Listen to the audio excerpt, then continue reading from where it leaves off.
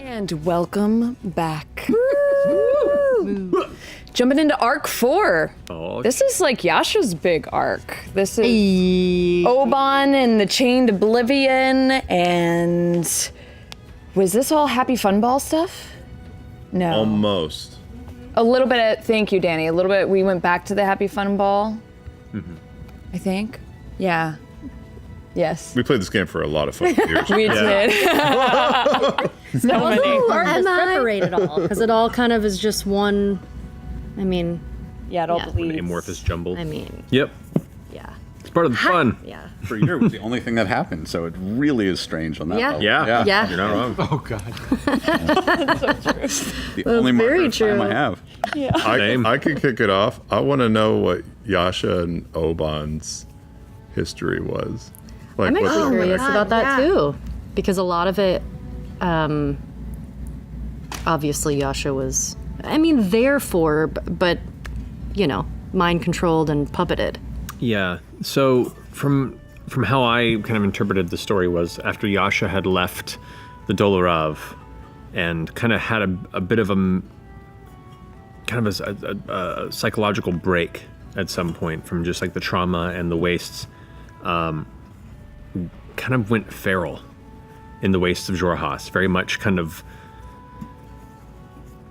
not using language much, kind of living by killing and eating whatever came her way, and aimless and wandering. And Oban, who had begun the plotting in the name of the Angel of Irons, he didn't know it was the Chain of Oblivion. It was just this entity that came to him and spoke to him. This being that promised an undying future if he could just begin to corrupt these fanes and call together these undying warriors that were brought to him through visions. And the one that was closest to him at the time, as he was traveling through Xhorhas, when these came to him, was this lost, feral, undying proto-angel. This being that wasn't quite at the level of strength to resist death, but had the promise to do so. And it was his charge to kind of train her up.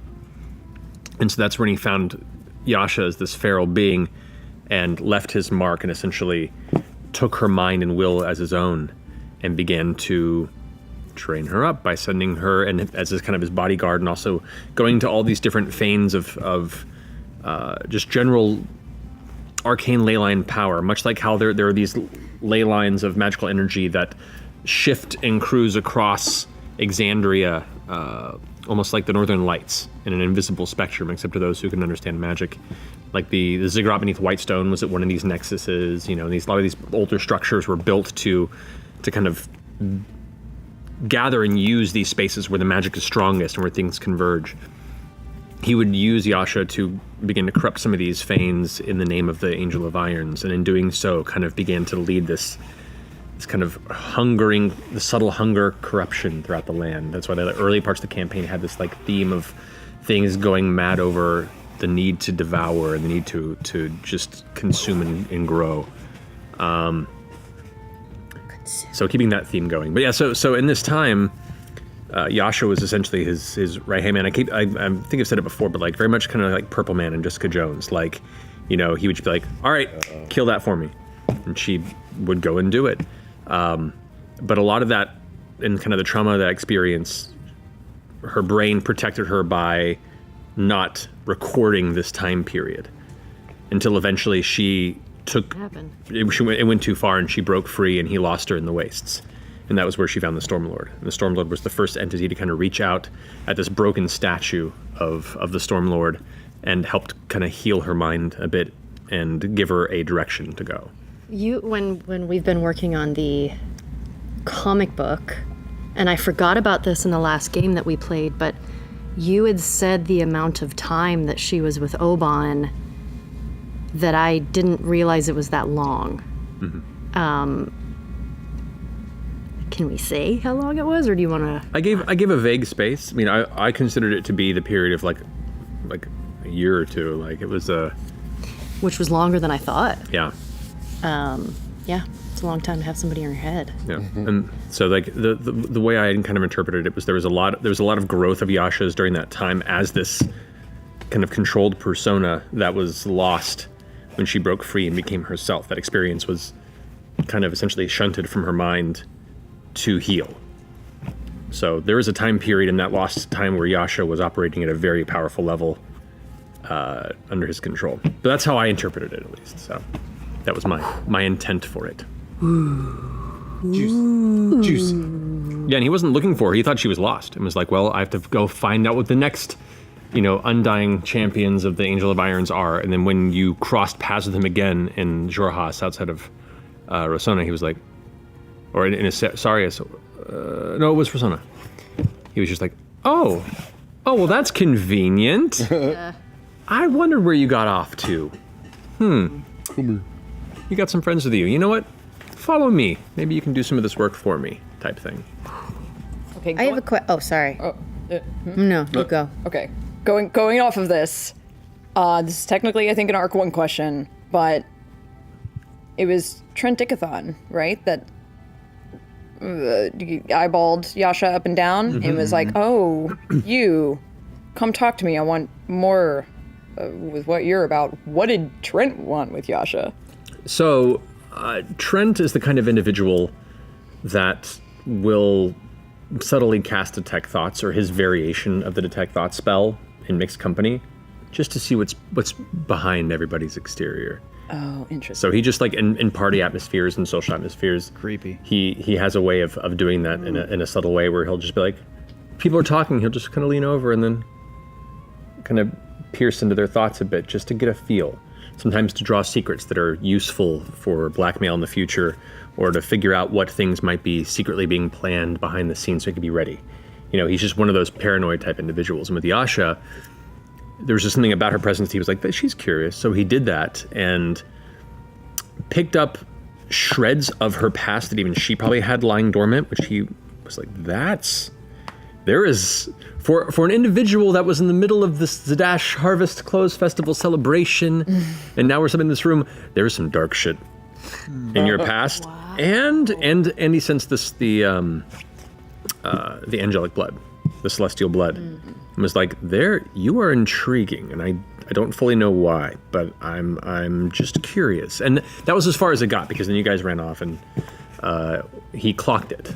But that was what went down there. Be honest, he read Beth's thoughts and he heard, never gonna give you up, never gonna let you.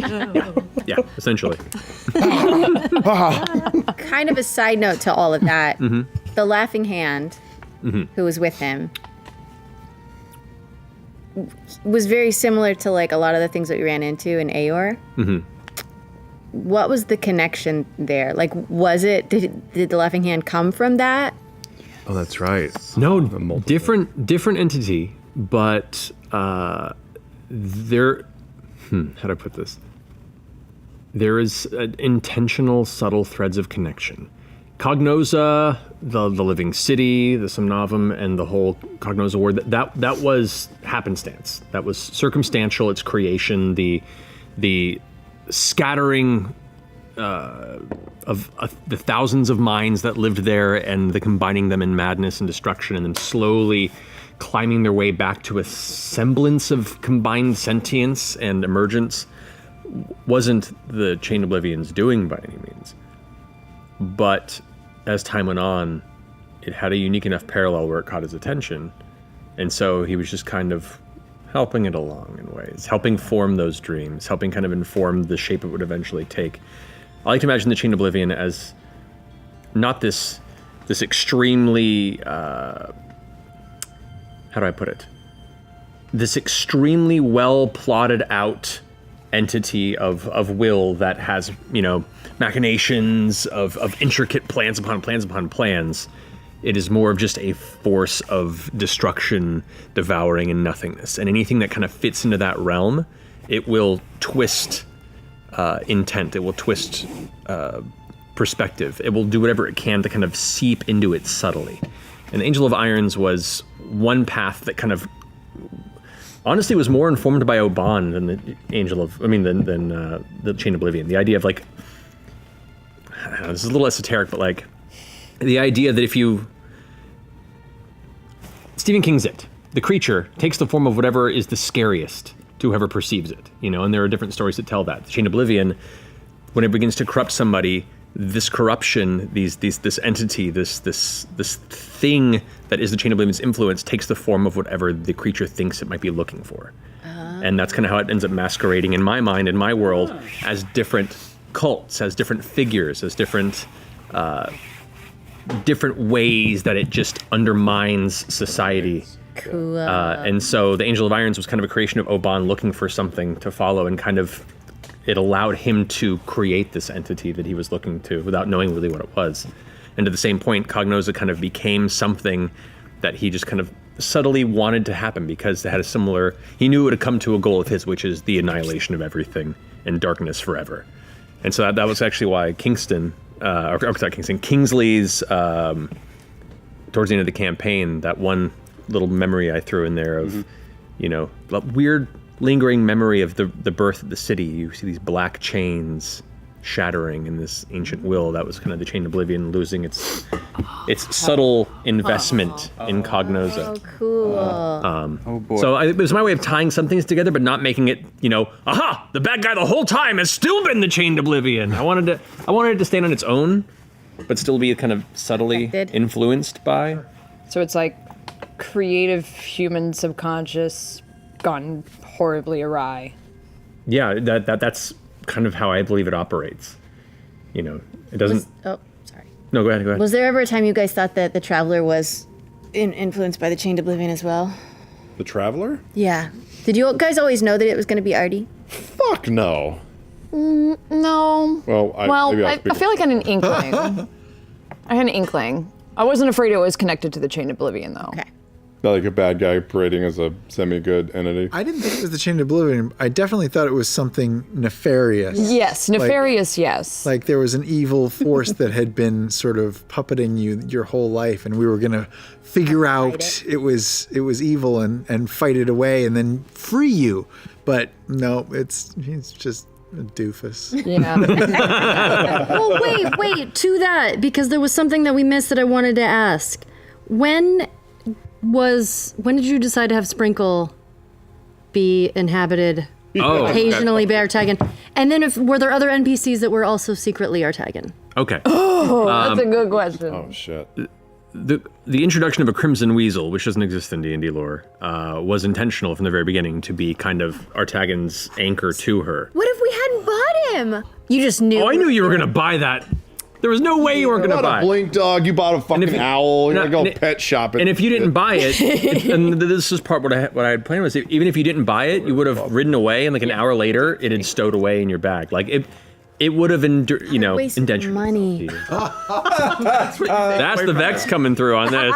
That's campaign bleed. The lore. Your final takeaway of Sprinkle is what a waste of cash. After everything he's been through. Immortal, stuck on you the whole time.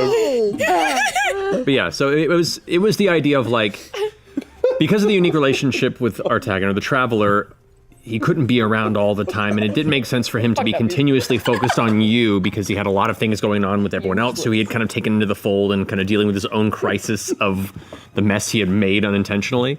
That was kind of his. Well, here's your kind of walkie-talkie band where I can just like check in on my app and be like, oh, she's okay, and occasionally come through her. So yeah, and I was planning to have more NPCs kind of show up as Artagan references, but a lot of time I just forgot about them in the middle of the scene because that's what happens when you're Just like you're playing. Yeah. Yeah. But there were a couple of NPCs throughout the game. Oh shit. I think there was I believe there was a child at one point in the game. I can't remember where. That was like green eyes, red hair, and there was the innkeeper in Shady Creek Run, who was Artagan, kind of guiding you towards Caduceus. Oh, wow. In that area. Another individual with, pale skin, red hair, green eyes, who was very interested in what you were doing and guiding you in the That was when we were kidnapped. Correct. And I think when we were watching that at home, I was like, I think that's Artagan. I think that's the Traveler. I thought you were just pregnant or just like Yeah, postpartum I was like, I thought you delirium. pregnant. Sure, it's the 3 hours of sleep we're getting every day. Yeah, I didn't intend to weave him into NPCs more than that, but just never got around to it. I think 2's fine. It worked out as a fun reveal. How about a fan question? Let's do it. Let's do it. I'm rolling. 19. 12. Natural 20. Oh! 20 as well. Whose dexterity is higher? No. Okay. Dexterity's high. Motherfucker. 9. 3. Oh, well. How about you get the first one and you get the second one? I like it. That feels good. Okay, I'll take this one for Marisha from Alexander Dean _ IG. How do you, I don't know. There's a lot happening there, but I don't know how to say. Yeah. Just How do you envision Bo moving forward with the Cobalt Soul? Would you picture her taking a leadership position, or would she want to continue adventuring and exploring? Well, Alexander, you sound super hot. Thank you. I am. Yeah, I kind of envision Bo as, now that she's kind of gone through all of this with the Mighty Nine and kind of gone through this kind of coming of age journey, because you know me, I love my coming of age stories, that she's kind of in her her Saturn rising years now, where she's kind of like, oh, no, this is what I want to do. This is my career path. Like when someone gets out of fuck this day job, I hate it, and now they're like, it's no longer a job, now it's a career. And I think Bo is willing to go in on that for a little bit. So, I mean, even in the pirate arc, I was like, I don't know, maybe she'll still adventure and be loosely involved with the soul. But I think after everything and the corruption in the empire that we want to try and seed out, I think for a while she's gonna be a full working class, shoulder pads, stilettos, pencil skirt. She's gonna be a career woman. Amazing. Made a great pirate. Top end expositor. Carly Simon, working girl. Yes. Yeah. Well, kind of. Get her a perm. Kind of. Yeah, she would look great with a perm, Hell yeah. but still maybe the half up thing, but a poof. She would No, it's terrible. That sounds terrible. Awesome, but let's encourage it. No. Well, Ash and I were talking a little bit kind of at the end of game, and We had some textings. yeah. Did you? We did. There. Just planning of what our it's obviously ending the campaign. We were together, and seeing where would we go with that. And Marisha being like, what does Yasha want? And what does Bo want? And I think, we talked about it, and Bo wanting to be a career woman and going hard with the Cobalt Soul. And I think just Yasha being supportive, which we kind of talked about at the end of the game. I think Yasha was really tired and just tired of fighting and sort of, getting to the place of just being like, I just kind of want to just chill out for a while. Yeah. We discussed some other stuff, which maybe, I don't know. Yeah, we'll see. What is it? Tell us. This is the time, please. I want to Communicating know. in your healthy relationship.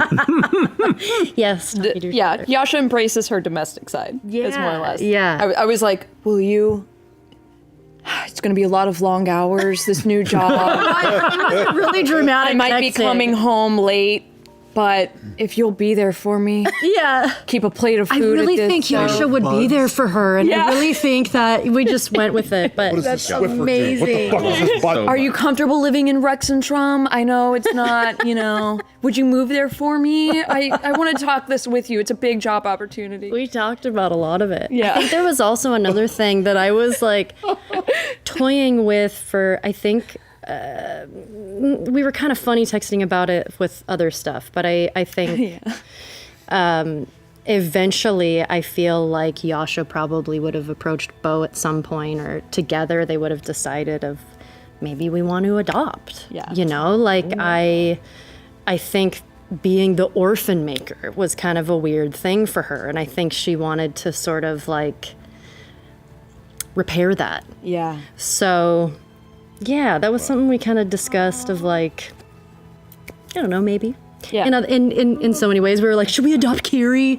Should we we were just We went talking full about on. We were like, well, maybe Kiri is happy with the Schusters and her life in Hupperdook. Happy there. Wouldn't want to uproot her life. You know, she's just about to start middle school. That's such a big time for her. Like, You would have come live with us. Fuck yourself. yeah. Okay, all right. No, you're happy here. But I mean, it's just like the two of us to be like, what do we want? Like, Yeah. what do we want for our lives? Babe, anything. Anything. I Like, just want I'm to be here with support you. You know, I just want to be supportive. Yeah. So sweet. Yeah. The best. The best. Love it. Could you imagine like Yasha in like a little apron though, and I'm like, honey, I'm home. In your pencil skirt and your shoulder You're pads. a much better parent than what you were exposed to. Exactly. If Ford goes and tries to fix the orphanage, maybe we're like, we'll take the two. Yeah, we'll Orphan taker, yeah. Give them a better life. the orphan taker. I like it. Yeah. That's so I feel like that's the unexpected path, but I feel like there's a part of Yasha that's like, I'm gonna be a mama now.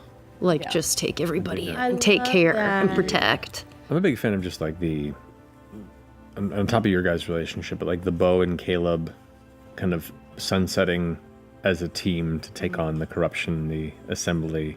Because that's the thing, like I had thought about how far we would explore that in our game. And like, you know, we've all talked a little bit like on an independent basis about like what you wanted out of the game, where things were going, you know, what your character's interests were and what things you wanted to resolve.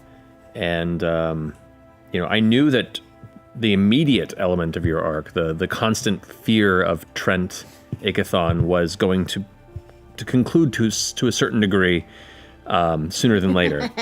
And so the moment you guys took those necklaces off, I was like, Yep. this is gonna be interesting. But the rest of that job, I was thinking about if like would that be a worthy post arc to pursue? But so much of the group, the characters had kind of already gone through like major arcs, and it kind of gotten to a point of comfort and rest and completion with their story. And to go after the Empire and the Cerberus Assembly is such a big goal that would take a lot of time and a lot of careful bureaucracy. Yeah.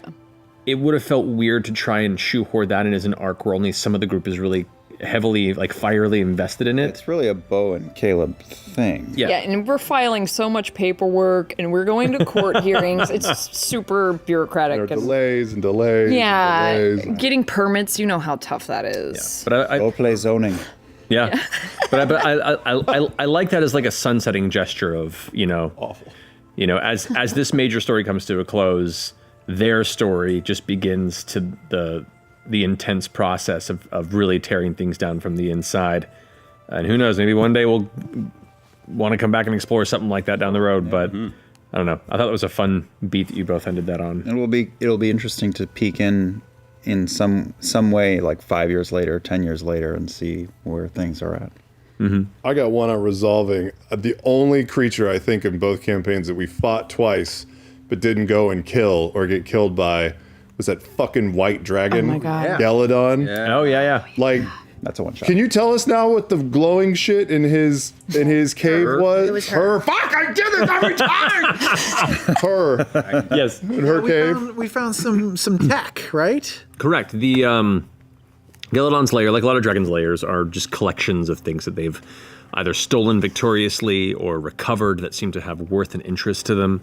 And as you know, Gelladon hunts to the north around Isle Cross and you know, that various region. So at some point in the past, Gelladon had uncovered, whether intentionally or in passing, some Aeorian weapon that still had some functionality to it, and brought it back to her lair and kept it as like a trophy, decoration, and if anything she really felt was an intense threat, maybe try and see if it's functional. But namely just a decoration. How big was it? Hue lights. Yeah, kind of. Yeah. It was two big purple pulsing things, right? Yeah, two big lights. And it was like encased in mostly ice because the whole layer is under ice, but beneath it you could see like this metallic structure with the pulsing lights behind it. That was just this. Were they like those proximity things near the end of the campaign that would go off if you got too close to it? No, they were two parts of like an arcane cannon. Not unlike the one that you guys saw in the Happy Fun Ball, but like a larger siege version of that. Would we have been able to like Lights in the put it together and use it against her? Yeah. If you had somehow found, if you had somehow investigated deeply what it was about, come up with a clever way to get her out of her lair in time to figure it out and set it up, then yeah, you could have totally used it against her. God. That wasn't going to happen. Arcane. That was not going to happen. That was never No, we gonna were in happen. too much terror and panic to ever. Yeah. Ancient dragons live forever. We'll know about this. Forget it. Yeah, and Campaign 3, our characters will just be like, let's go. Let's go hunt a white dragon for no reason. Yeah. Can I ask my fan question that I Yeah. rolled a 24? Oh, yeah, yes, go for yeah. it. Yeah. Okay, good, because I really want to ask this. Matt, from Yes. at JasonLee007 on Instagram. What would have happened if the party had released Halas? Because I've been dying to know this one too. Great. That's Yeah. a great one. That's a good question. Halas, purely selfish entity that would have been thankful that he was released, whether it be in his body or whatever body he took. Yeah. Would he have tried to take over one of ours? Oh yeah, until he got back to his body, and then after the body was gone, who knows what would have happened? Whether he like would have transitioned into the automaton that you had created or something else. He would have found a body and gone off, but Halas would have just gone. Halas would have been a campaign 3 problem. Oh. Yeah, We love doing that. We keep making it not happen. that's okay. Yeah. That's okay. But that's part of like Free they're problem. What is that? meaning it's would a have been creature that a has bad no that we interest wouldn't have in to what deal you're with. doing here. And from Halas's perspective, you let him free. He's like, cool, thank you. I don't know who the fuck you are, but I have more things to deal with right Yeah, now. been gone Bye. for thousands of years or 1,000 years. Yeah. Yeah. And then that becomes a possible antagonist force in the next And campaign. Halas still exists, right? Just Yeah. is locked away, Locked away in a pocket plane. in another dimension that no one knows about. And We just left him on hold. I could spend For a whole eternity. campaign in that ball, by the way. That's amazing. Oh my god. That's like I getting know. locked in a So TARDIS. cool. I'm like, I could spend 100 years. You guys only saw like 20, 25% of do you them. know all of the rest of the ball? Like, did you have it mapped out in your head? I have the loose structure mapped out, like just like a very, very loose idea, and then I detailed out the area that you guys were focused on. Yeah. And had just enough where like if you began to wander off that path, I could roll with it off the seat of my pants. But you know, I haven't had time to nor a reason to flesh out the entire thing. But who knows? Maybe if once again, such artifacts tend to trade hands often through time. Maybe there'll be opportunities in future games. Would you want to speak to why? Maybe you want to keep this secret in case you could use it later. But why he was in the gem at that moment? Like, did he whoopsie himself in there? Was it? I think that's what you said. He had accidentally. Here's the thing. When you're a creature that is that powerful and you have created your own domain on this level, there sometimes the simplest things get overlooked. And this was purely as part of this intent to create this ritual that required this specific kind of gem. And he like went and had it custom made. He's focusing on all this stuff. He was like, I got this, built this thing. I now have this domain of this chained astral dreadnought. Within here is the perfect like hidden chamber for me to go ahead and create this ritual to further expand my domain and capabilities. All right, for this ritual, I need the specific gem. I'm going to hire this person to make this gem. All right, I'm going to focus on this. And somebody that he really pissed off, somebody that was deeply, deeply against Halas, got wind of what he had commissioned and essentially had this gem cursed in a very, very hard to read way. So when he tried to complete his ritual, instead it magic jarred him. It pulled his soul out of his body and imprisoned it in this gem. And he was just stuck there until somebody managed to find the ball and then wander into an astral dreadnought and check on him. Like you do. Wow. Yeah. Like you do. So one Go team. one more big thing before we move on, because I know we're getting along on this chunk, but I feel like it's just too big of a thing to not address. Okay. Is Ford and the intimidation of holding the sword over the kiln, Yep. and all of that connecting with like Caduceus and the Star Razor and piecing. It was kind of like a cool combination of the two of you coming together. But I don't know. I think I'm curious what would have happened if that would have all backfired. Like if he had actually intimidated Ukatoa Yeah, I mean- instead. Yeah. Ukatoa. Like, is there a chance that Ford could have continued with That'd have even Ukatoa? worked. Yeah, Would like have even worked? It wouldn't have worked in the way that you would have scared Ukatoa down and been like, yes, sir, Ford, whatever you want, sir. Like Ukatoa's not going to do that. Right. But I think with a high enough intimidation check, it would have gained his respect for the will that you exhibited in the face of something that he knows is much larger than you are. So if anything, it would have made him go, and this is what I was thinking in the moment, was he'd have been like, okay, here are your powers back. Now I really want to keep you. Yeah. And it would have, because at that moment, the situation was so strained that, while there was still kind of his hooks in Ford, there was enough of that kind of, we don't like each other, are we going to break up type of a feel, that it was just enough room for the Wild Mother to kind of swoop in and go like, child, I've got you. If you had done that and kind of really pushed that intensity with Ukutoa probably would have wanted to keep you even more. And the process to the Wild Mother and conversely to becoming a paladin would have been a much harder process of now trying to absolve yourself of Ukutoa. Because right now, Ukutoa is less interested in you as a person and more interested in what you carry. That's fucked up, man. The key to freedom. I'm a great person. No, I think that's totally it. Ukutoa's over you. If he'd gotten his powers back, I don't think I would have done the Wild Mother Paladin thing at all. Like, he just wanted him back. The first time was in Jorhas, and I told you at the break when the powers were gone and I like ran outside and was looking in the rain puddle or whatever, I was like, what if I just leave? And you were like, do you want to? And I was like, kinda. And he was like, then do it and we'll see where it goes. Because I was just gonna like go put the third orb in and summon Ukutoa and get my fucking powers back. Yeah. And it was just like a matter of I can't remember what happened after the break, but like they came back relatively fast. That first time was like a threat, like a shot across the bow. And I was like, oh shit, I need to have a backup plan if that happens again. Like, what do I do to try and leverage my powers back? And it didn't work at all, but I was also like, I don't like this position. Like, fuck this deal sucks. Yeah. Let's just wipe the slate. Yeah. It was still fascinating. I mean, that's still, like, in reflection on the entire campaign and maybe our show, like, one of the coolest things. And just, I don't know, I think the balls of throwing away your class is just fucking amazing. And I don't know if I could do it. Dude. Into a little. Well, I mean, like, we always leave those little holes in our backstory for him to come in and do his thing. And so I was just like, what if you just wipe it? Like, let's see what happens. Hard drive reboot. Yeah. That was great. Best purchase ever.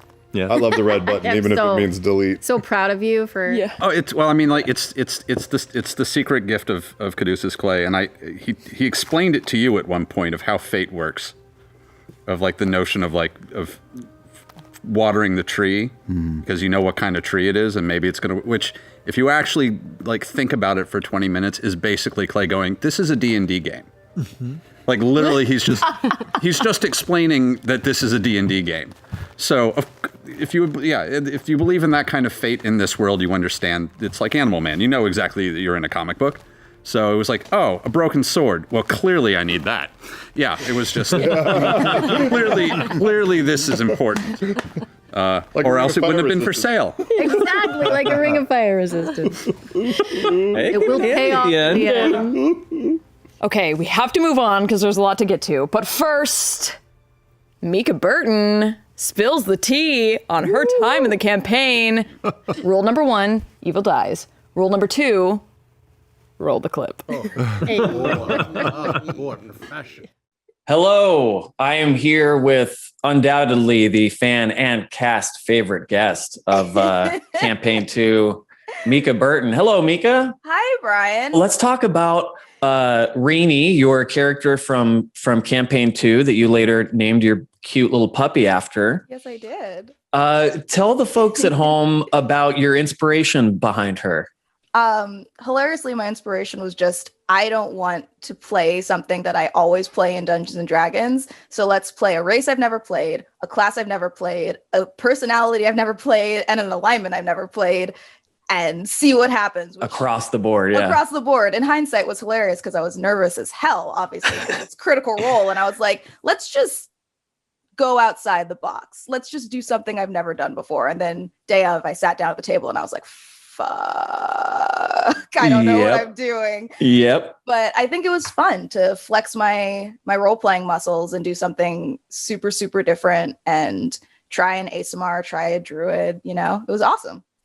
And also, too, sitting there at that table with those nerves, knowing that everyone there has also felt that moment, usually like the first 5 episodes of a campaign or whatever, just like, what is my character? What am I doing? Why did I? Yeah. It's so hard because I thought I was only going to have one episode. So I was like, how do I get comfortable and used to who Rini is right now? I have 5 minutes, go. And I think that was the most nerve-wracking part of it. I honestly, like, what she sounded like came to me at the table. Yeah. You know, what she personified came to me kind of at the table, because I did a lot of backstory and a lot of work on who Rini was, but I thought that if I got too into my head, I would fuck up and then everybody would hate me. So I was like, some of it has to be spontaneous. Don't pre-plan everything. Do you have a favorite moment from the episodes that you were on that sticks out? And if there's if Rini has a different favorite moment, then share that with us as well. Oh no, our moments are the exact same. Okay. Which was sleeping with Bo. Okay, yeah, I figured. Yeah, I mean, I knew, since I've known Marisha, I was like, I know that Marisha plays a disaster lesbian, and the only thing I had in my mind was like, Rini's bi. I'm sure Marisha plays a hot character. I really hope that they get along. And through the 3 episodes, we kind of naturally got along, and Rini's disaster bisexualness ended up crushing on Bo. Yeah. And so I think that having all of the stars align on my last episode, that Bo returned her advances, even if it was just for one sweet night, I was like, yes. If I could complete anything in my stint at Critical Role, it would be fucking Bo. So, you know. Is there anything about Rini that didn't get revealed during the game that you want the cast and the fans to know? I think it kind of got more revealed during talks, but I want everybody, especially the cast and everybody playing those characters, to know that the Mighty Nein changed Rini 100%. Like, she came out of the gate with this black and white morality, follow your God and listen to no one else, and this, and that. And just in the 3 episodes of hanging out with them, knowing how they think, feeling attracted to Bo, knowing that, like, also seeing Caleb and feeling like there's something behind his sad eyes, because she's very intuitive, and having that Joke's on her, talk there with her isn't. angel that things are okay. It's okay to not completely follow him to a T. She makes some morally gray decisions now. Like, in my mind, she went on to probably do some things that she may not have done before meeting them. You know, she doesn't think all evil deserves death necessarily, but she does want to, you know, still continue to fight crime and do good. Yeah, makes sense. Yeah. Makes sense. What do you hope Rini's legacy is?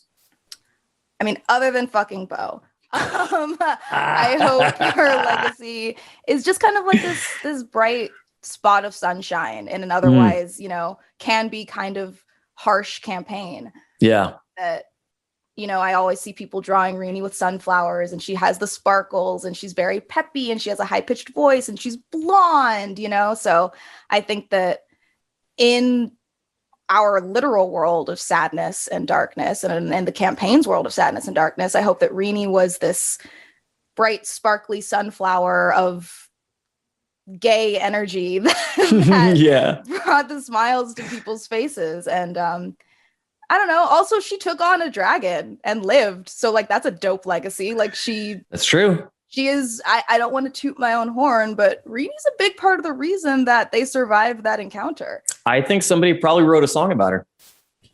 I would hope so. It's canon. It's in canon. there. They boned. Let the girls bone. Hashtag it's canon, they boned.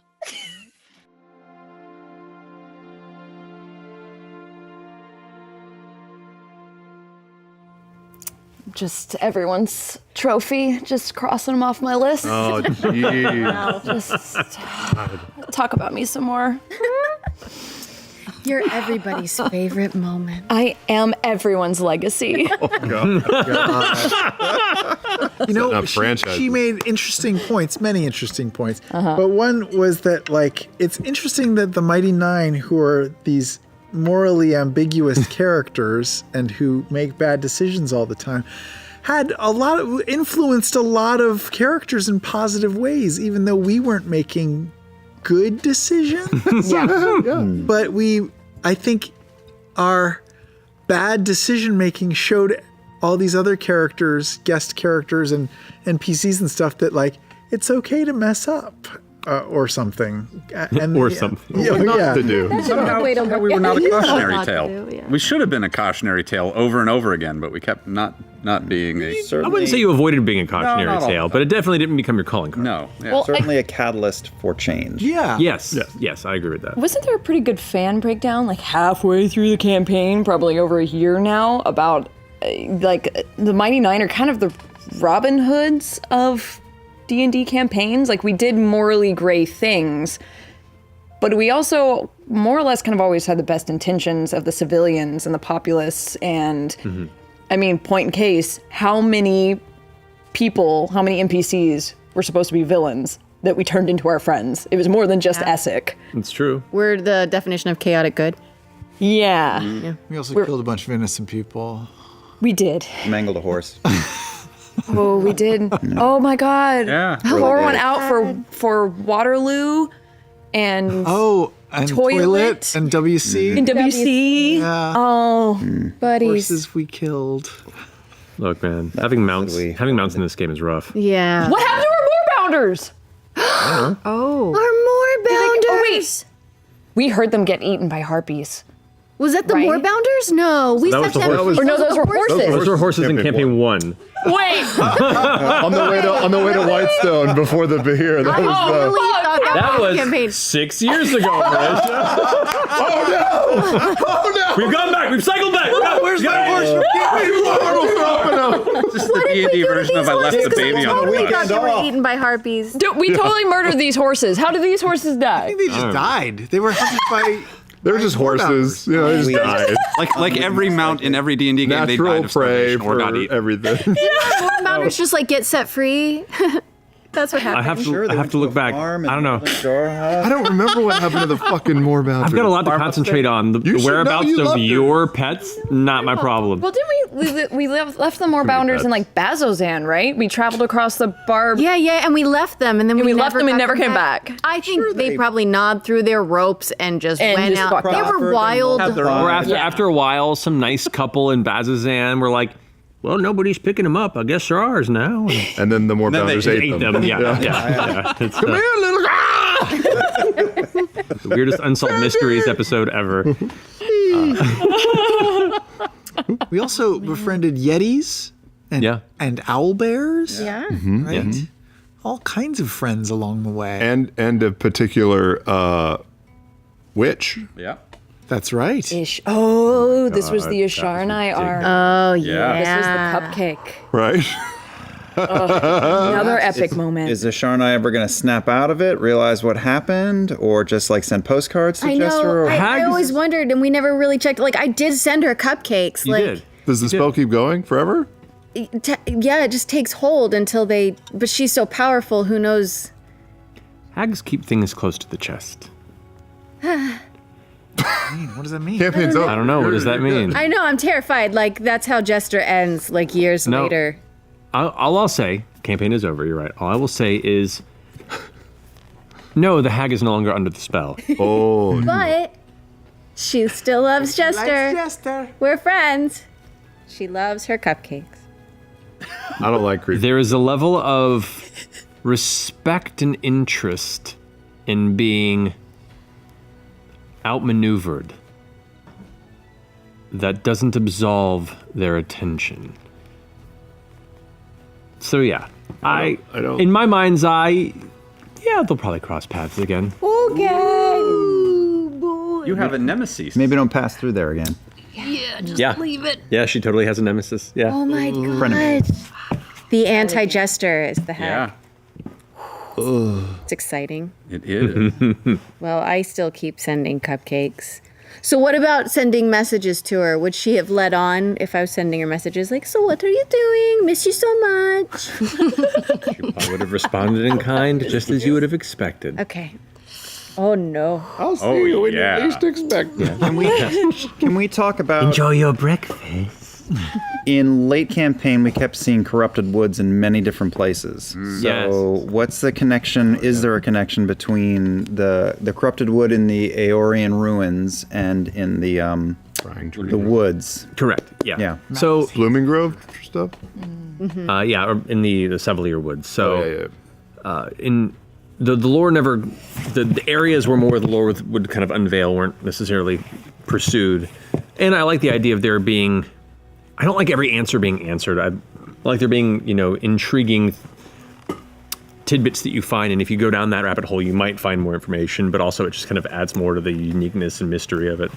But in my head, there was likely an Aeorian experiment during its heyday that was trying to create purely arcane plant life. Like, imagine creating a type of bush or algae that in its own right could be consumed or processed and almost in a residuum type way enhance someone's magical capabilities or be utilized to replace components, expensive components for spells.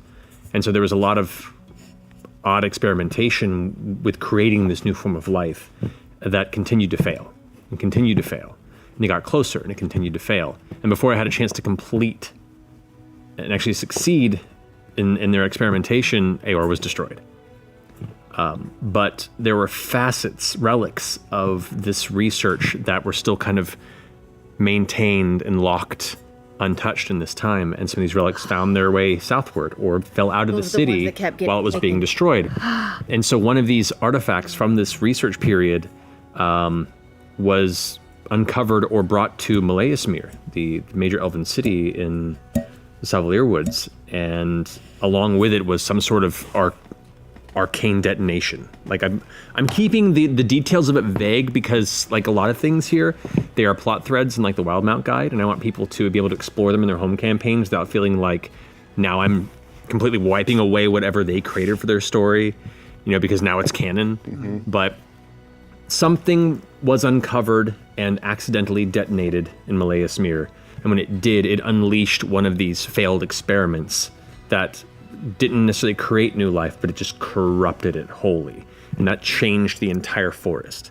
And it would have spread even further beyond that, but since then, the destruction of Malaismir, some of the sentinels and druids left over that went to Byseus Teal, which is kind of one of the refugee elven cities that was developed thereafter from the ruins of it, they send sentinels out to cut the woods back and to keep it from spreading beyond while they try and figure out maybe some way to reverse it. But it's still such an aggressive thing that doesn't get enough funding and interest from like the Empire, and it's utilized by the Shady Creek powers as essentially a fog blanket from being pursued by Empire interests and those that would stop them in their criminal activities. So it just remains this. Pursue them into that area because it's so fucked up. Yeah, and that's why Shady Creek Run is built within the edge of the forest. So if anyone tries to come in, they're like, follow us in. So Still sounds like Shitty Creek. Was it just the dimming of the power of the Blooming Grove was why it was getting eaten up, or? Well, essentially, as this corruption continued, it began to gain power or began to find unique ways to kind of mutate and push past the protective boundaries of the Blooming Grove and began to push into it and would eventually take it, in which all presence of the Wild Mother would be completely dissolved from within there. All of life would be taken over, and it would have just become another part of the Savalier Wood and this kind of leftover empty ruin of a once sacred place. And so it was through the Wild Mother's visions and through your doing and the help of the Mighty Nine that you were able to find a way to essentially reverse and keep at bay this corruption, and might even end up being, in my mind, if depending on what Caduceus wanted to do or interact with, what you discovered and placed there with the Wild Mother might be a key to maybe eventually reversing the corruption in the entirety of the Savalier Wood. But this is just the first step. That's exciting. In that process. Once again, another long-term goal should he want to do it, or he interfaces with an elven scholar that comes there being like, how is this still here? And Caduceus like, I don't know. Yep. And then together, you maybe help them out. But like, that was kind of the ideas behind that corruption. It was meant to be kind of this unanswered and fully unanswered mystery, alluded to, elements discovered, and kind of a fun little lingering facet. Just the terrible hydroponic experiments gone horribly wrong. Yeah, pretty much. Okay, they're trying to this is what happens when you try and hydroponic wheatgrass, apparently, or something, or magic wheatgrass, whatever. Yep. Can I ask you a question, Marisha? Sure. You Unrelated to the campaign, though. completely unrelated. What are you doing later? Making out with both. Keep it in the game. Why is everybody? No, okay. You too. Okay. You said on your date, I think it was on your date, that you said, I fell in love with you in Kamorda to Yasha. Like, what was what was the exact moment? Is there an exact moment? Because you said it was, I fell in love with Bo in Kamorda. You fell in love with Bo. Yes. Yeah. Okay. I was like, what did I But when say? did you fall in love with Yasha? There's an element of like a little bit of, it's tough because Bo was attracted to Yasha out of the gate. And was like a pig about it in those early games. Because that's the only way that Bo knew how to, have any type of meaningful romantic discussion was to just be like, I'm gonna be a pig about this. But there was, I think it was when language. yeah. I think it was when she really kind of started taking note when you talked about collecting the flowers for Zuela. And I should know the name of your dead wife. And kind of seeing, It's a pretty big monster.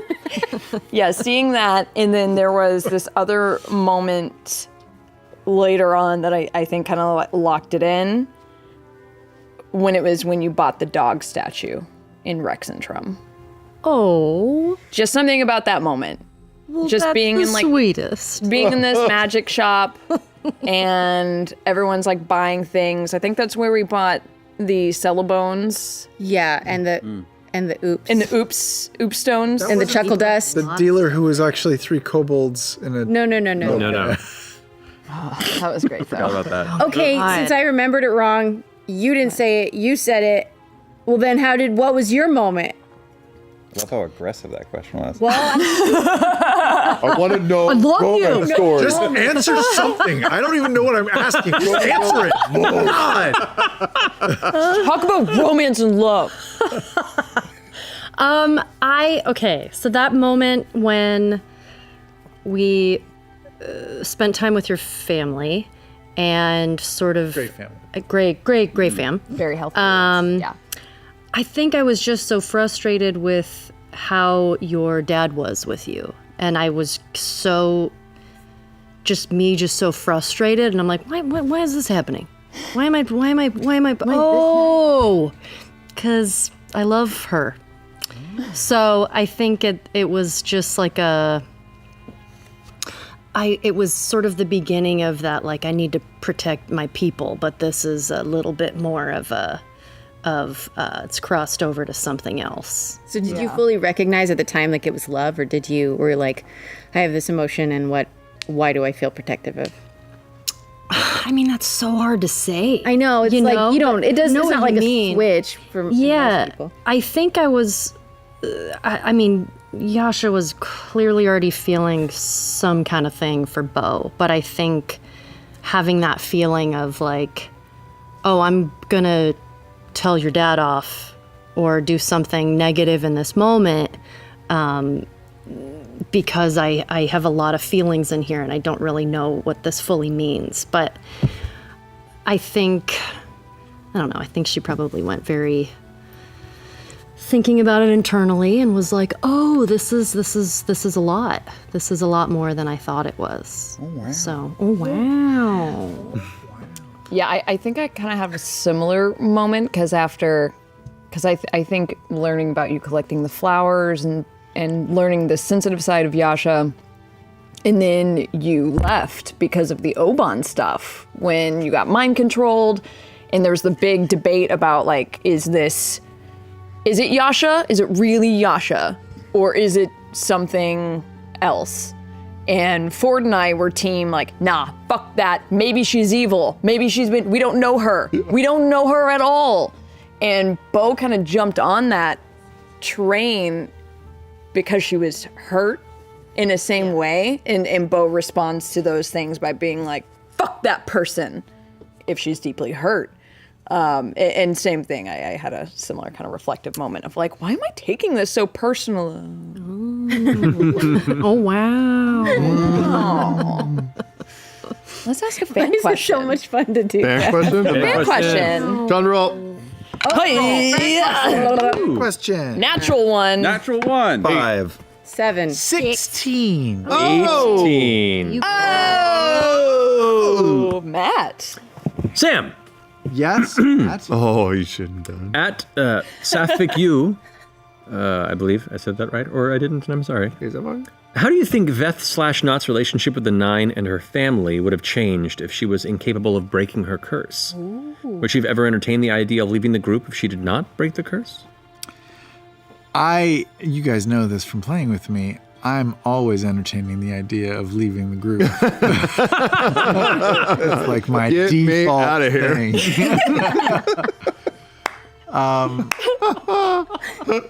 No, I've talked about this in years past. I think in any campaign, if you really think about it, all the characters should leave. I mean, it's horrible.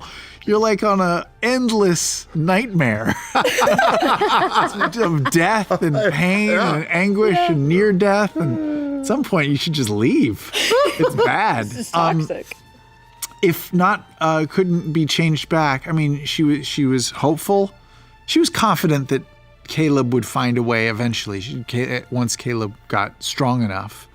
So I think she was in it for the long haul. But towards sort of like the middle of the campaign, I was definitely sort of thinking about like, all right, well, what if this doesn't happen? And I was sort of playing this concept of maybe like she'll just become like sort of full goblin and let it sort of take over her.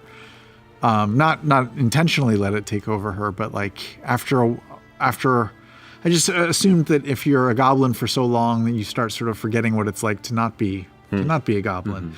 And so I don't think she would have left the Mighty Nine because that wouldn't have solved anything. But I think she might have just sort of given up on, given up or started to forget who she was in the past. Maybe even forget about her family and stuff, which would have been super sad. But luckily, Caleb is the greatest wizard ever and so smart and so handsome and figured out a way to do it. I also got sort of worried mid to late campaign that the only way that Not was going to be able to change is if Caleb found the power that he was looking for, which is the power to sort of go back and change the past, go back in time and alter stuff. I thought that was maybe the way that he would have solved Not's predicament and his own. And that made me super scared because I did not want you to do that. Like to go back and change anything, even if it meant me.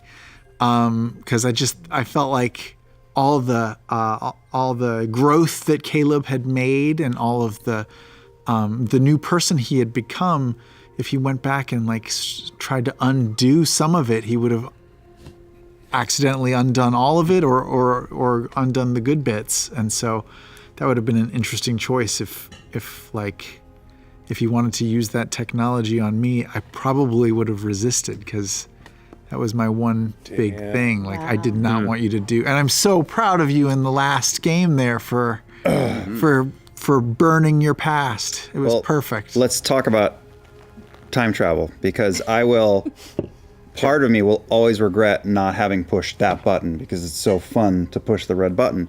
And I've been planning it. Didn't know if I would do it, but I've been planning it since the beginning of this campaign and had what I thought was a really good plan that would work.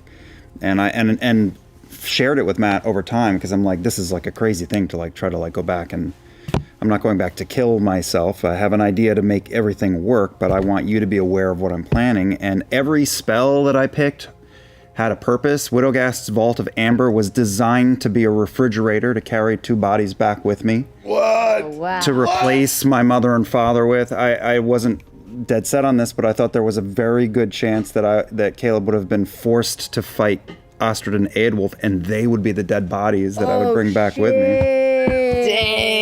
Unpack that one. That seemed... After a while, that wasn't it. So I thought, well, maybe there'll be 2 bodies from the Aeorian ruins, or maybe I'll have Jester paint me 2 skeletons. All the illusion magic, which Caleb did like beautiful, lovely things with, were so that he could disguise himself as a random student and create a teenaged Bren and walk up to the house and have the illusionary Bren talk to mom and dad and invite us in and break the news. And then we were going to go outside and be invisible and watch it happen from the distance so that they would realize that I was telling the truth. And then I was going to take them to Taldore and have them live in Iman or something quietly. And I was going to shove a bunch of jewels in their hands so they could take care of themselves and say, all right, come here every Tuesday, every week of your life. Well, not every week of your life. In like 17 years, start coming to this fountain.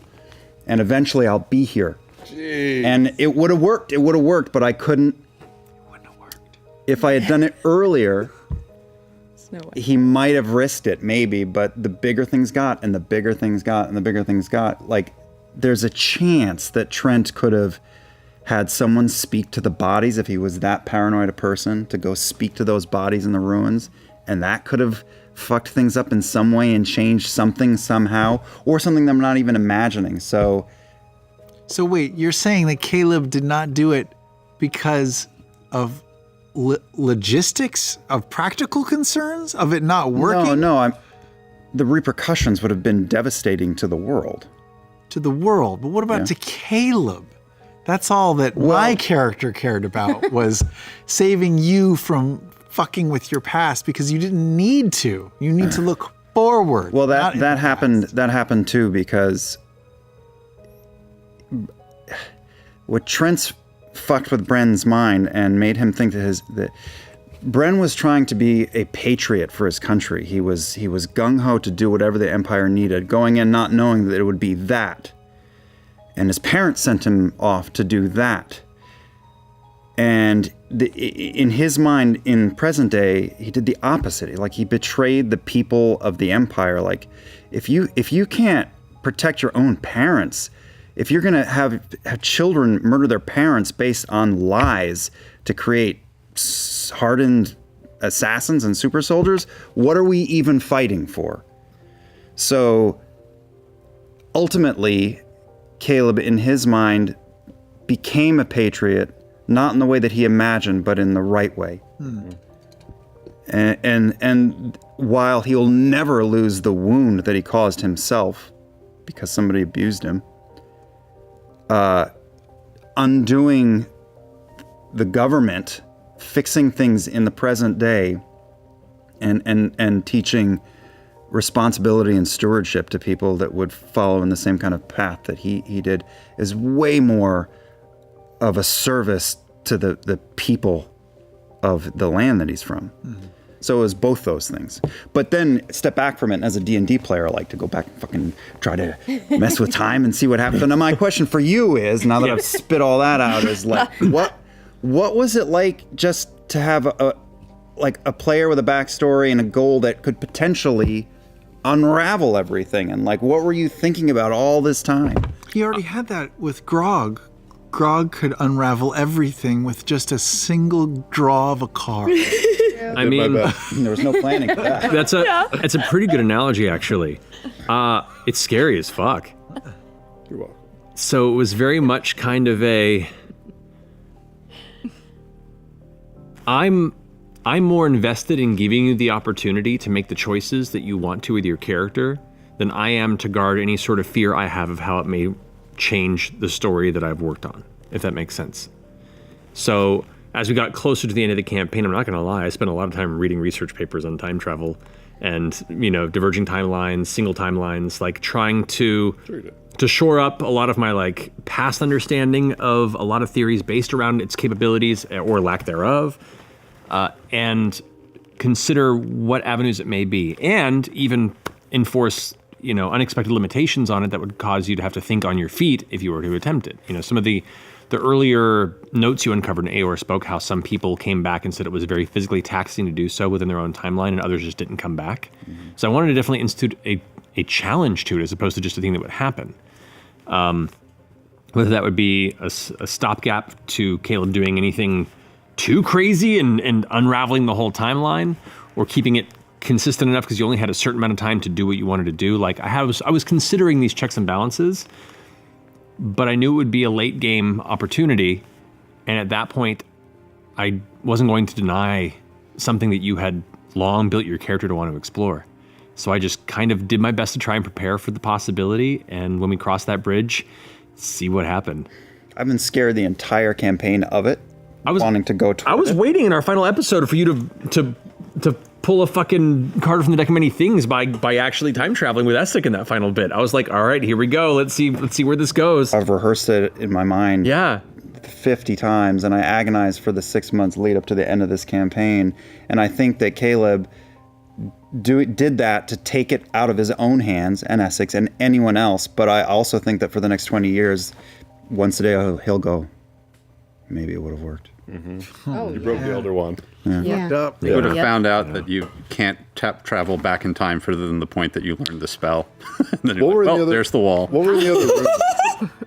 In your tower. The Einstein theory. I know we only saw you two. can't of them. travel further back than when time travel was invented. Half the letter that Beth wrote to her son was to you saying, don't do it. Whatever you do. The rooms of the tower were so his childhood home, which you guys saw.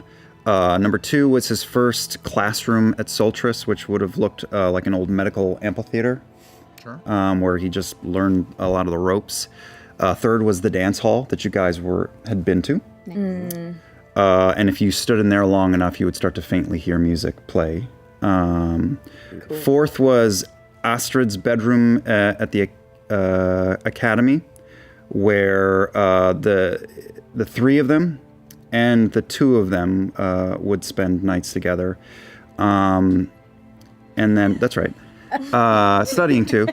5, I guess I should have flipped the order of these. But 5 was an abandoned tower at the academy that Trent used when he was trying to punish them or tell them they were worthless. He would shove the 3 of them into this abandoned tower with no insulation or heating at night, and they would be freezing to death. And that's how they became intertwined romantically, because they were huddling together just for warmth, trying not to die at night. And they just and they just held each other through the night more than once, and it just kind of grew out of that. Not in that tower, but because of the intimacy that formed there.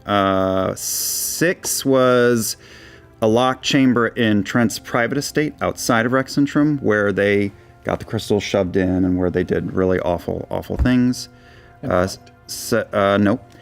7 was his sanatorium cell and like a tethered bed. It was just like a squalid, lonely hospital room. 8 was the one-room podunk jail where Caleb met Not. Yay! And, Good times. 9 was the nestled nook, which you saw. You talked to somebody up there. You talked to somebody one time. In the one of jail the games. cell. Self? Yeah. He talked to himself. Myself. It was just you. Yeah. Okay. And It was. Didn't you walk into the don't know, 4th man. room? It was the I know. 4th room. Could be anything. You walked into a room and you said you saw like a crumpled bed or something. That was Astrid's bedroom. Yeah. I remember. Hey, Sam. Did you have a poster of O-Town up? Oh, like town. BTS. Wow. 98 degrees no town. I'm a butterfly. You rolled a. O-Town? Liquid Dreams, I believe. Sugar baby. I'm a butterfly. Oh, yeah. Sugar baby. Is that O-Town? Come, my Come, my lady. Come, my lady. lady. Yeah, Not you're my O-Town. butterfly. That's not O-Town? I know. Look Whatever. it up. Now I got it. Danny! There's only From that, so. Danny! Yeah. I want to see the rest of your powers, Danny. Danny, we need O-Town lyrics now. Sam, you were up in initiative. Why don't you ask our last Okay, fan Marisha. question? At Podling Songs Oh, boy. asks Marisha, how does Bo feel about her little brother after meeting him? Oh, I Does feel she have trapped. any plans to remove him from the horrible home environment she grew up in? Judgmental. So he doesn't end up with as many problems as she does? Oh yeah. Oh man, little TJ. Yeah, definitely. This is probably gonna get too real for a second. TJ is loosely named after my younger cousin, who is also named TJ, but Thoreau Jr. ended up work. My cousin's name was Timothy Jr. and he died of an overdose several years ago, very young age, on his dad's couch. It was ridiculous. Like, he was like 19, died of an overdose. So yeah, kind of unintentionally / intentionally kind of named TJ after my cousin. And in a weird roundabout way, to answer the question, yeah, kind of. Like, maybe it was a little bit of my own way to kind of get a little bit of closure, and I don't even know if I realized I was really doing it at the time. And you know, so there was the moment even when I was thinking about leaving as Bo, or if with Isharnai and everything, and if Bo didn't make it, that's kind of why I had that conversation with Veth, and it was like, hey, if anything ever happens to me, you're a mom. Mm-hmm. You've got a kid that's kind of the same age as TJ, or at least close to it. Will you watch him? Will you take over? Will you do, I don't know, just something? Mm-hmm. So yeah, there was definitely a time that I was considering, like, totally projecting as Bo, if I could have done something to maybe save him out of this fantasy hell that he was in. Kind of doing my own rewriting of time, and nothing that I got to do in real life. I didn't get to save TJ or pull him out of the shitty circumstance that he was in. So, yeah. I didn't put that much weight into it in the moment. But then, or in backstory writing. But then, kind of in the moment, I think it kind of just hit me a little bit harder. Because I was anticipating going in with resentment to the whole situation. Like, fuck you, mom, fuck you, dad, fuck you, new kid, I don't know you either, you're not my brother. And then it was just kind of this whole totally different reaction of Oh no, I love you. Uh-oh. yeah, oh no. Uh-oh. Yeah, exactly. Uh-oh, I love you. Oh no. Need to protect. That type of thing. Oh God. You are my flesh and blood, and there is that deeper connection there. So yeah, what kind of ended up starting off as just kind of this own way in my head to honor my cousin and let him live on in this weird kind of fantasy crossover world. Yeah, it kind of ended up translating into those ways a little bit more. But anyway, that got way heavier than I was anticipating. I love it. But Maybe you can invite him to Rexentrum for 2 weeks and he can never go home. yeah, I kind of envision that, like, let him get through school, you know, when you're an adult, and I want to be like your cool older sister, and yeah, I'll show you the big city when you're old enough. I'm going to take you out drinking. I want to be like your first beer, you know, like, let's, whenever, you know, it's fantasy world, so I'm sure the drinking age is like 14, you know. I'm not commenting. You never asked. You're going to godmom that. I'm going to godmom, yeah. Not specifying any drinking ages in Exandria. They vary from place to place and not by my choosing. So Some people live to be like 2,000, so it's, and some only 80 years. It's kind of hard to. It's hard to say. yeah, in Crackhammer it's like 4. Depends on where you're from, yeah. It's like Well, on that happy note, Yeah. how about we move on? Sure. We're kind of in the home stretch, you guys. This is the final arc we're about to talk about. But before that, Oh, we have a very special guest interview for you. Take a look. All right. I'm here with the legendary Chris Perkins, obviously the fan and cast favorite guest star of Campaign 2. Chris, tell us a little bit about your favorite moment or your favorite part about guesting on Critical Role Campaign 2. Hello, Brian. Dying. Absolutely. I think that's pretty much it. I think that's all we had for you today. So thanks for coming on, Chris. Appreciate it. I was 3 days from retirement. Oh no. Oh no. Wait. 14 days is retirement? I'd love to stay and chat, but I gotta poo. Okay. Thanks for joining us, Chris. Appreciate it. Bye.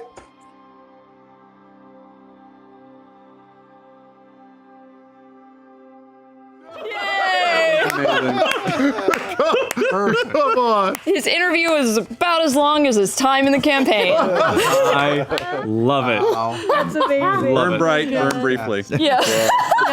Oh, Live fast, die young. Spurt. I'm so glad he was game for that. Yeah. Oh my God. Better to spurt out than to fade away. Is that the only time we've had somebody die, stand up, and walk out of the table? Like walk away from the table? Yeah, I think so. Well, Yeah. well, no. Oh. Yeah, he wasn't even supposed to be a guest on the show. He was just there to do Between the Sheets. Yeah. And that kobold was just an NPC that you guys were going to encounter, and he was here in the studio, and I was like, hey, you want to be a kobold tonight? You know what? I handed him the sheet. He went, okay. And he made magic. I love it. I love it so much. I only regret that I couldn't one-shot him before we had a chance to talk. There's always next campaign. One-shot NPCs, I just need a PC. And out. Well, we are now in the final arc of the campaign. Okay. I do have a huge question to kick this off with. Yeah. If we would have gone back to see Henry Crabgrass, how's he doing? Huge. I'm not terribly. I think I looked it up at one point at the lifespan of crabgrass. Don't you dare. He doesn't die. He can Don't spread. you dare. He lives on It's got roots. generations. What I was going to say Okay. is, upon looking at the lifespan of crabgrass, which I believe is a few weeks, You monster. you wouldn't find Henry Crabgrass, but you'd find later generations of Henry Juniors and other crabgrass that have spread and continued to speak on the joys of consent and the wonderful people that came by that one time in the rain and talked about things and asked how they were doing. So He would have been a generational legend at that point. Yeah. Jester would have been a god to Henry for like at that point. for like a square 15 feet, like just in this one She has patch returned! on this hill. Yep. I think once every year, Jester goes back to that spot just to hang out with the crabgrass. I dig that. And Ford dig is that. worried. Have you heard the good word of the old ones? It does feel like she's got to be their god, right? To Travis's 40 point. generations between visits Wow, at that point. Yeah. according My to the grandpa calendar. told me about you. I didn't think you'd be this pretty. Can I pet you? Consent, please. Amazing. Where the fuck Best that came from? Best character ever. Final arc, we were getting eyes. What was the highest we got to? 6? 5, I think. 5? Oh.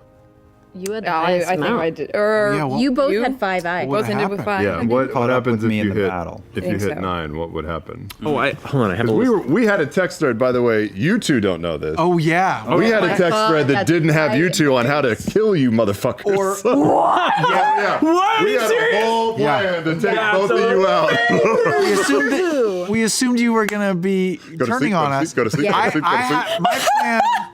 My plan, not to bring it back to the darker place. Like my plan was to make you think that your brother was there, Yeah. and like in peril, so that you would just be distracted and go after Probably after would have him. worked. Yeah. That's why I was on Caleb duty. Yeah. Right. Yeah. Not It to wasn't me. protect. Yeah, we 'Cause I was that gonna take the you opposite. out. We switched it up. Swap Yeah, the so roles. Ford would have gone after you. Yasha would have gone after you. Yeah. I had a spell that would have pretty much ended you if I did. There was Probably would have thought Yasha was. the one where depending on how many HP you Yeah. have Yeah, has yeah. a different effect. Trade Oh, right, secrets. right, right. I respect the fuck out of that. All right. If someone hit 9 eyes, Matthew. Right. Yeah. So the path incrementally increased. So Night bullet. one was mild telepathy, 120 feet to somebody else with an eye.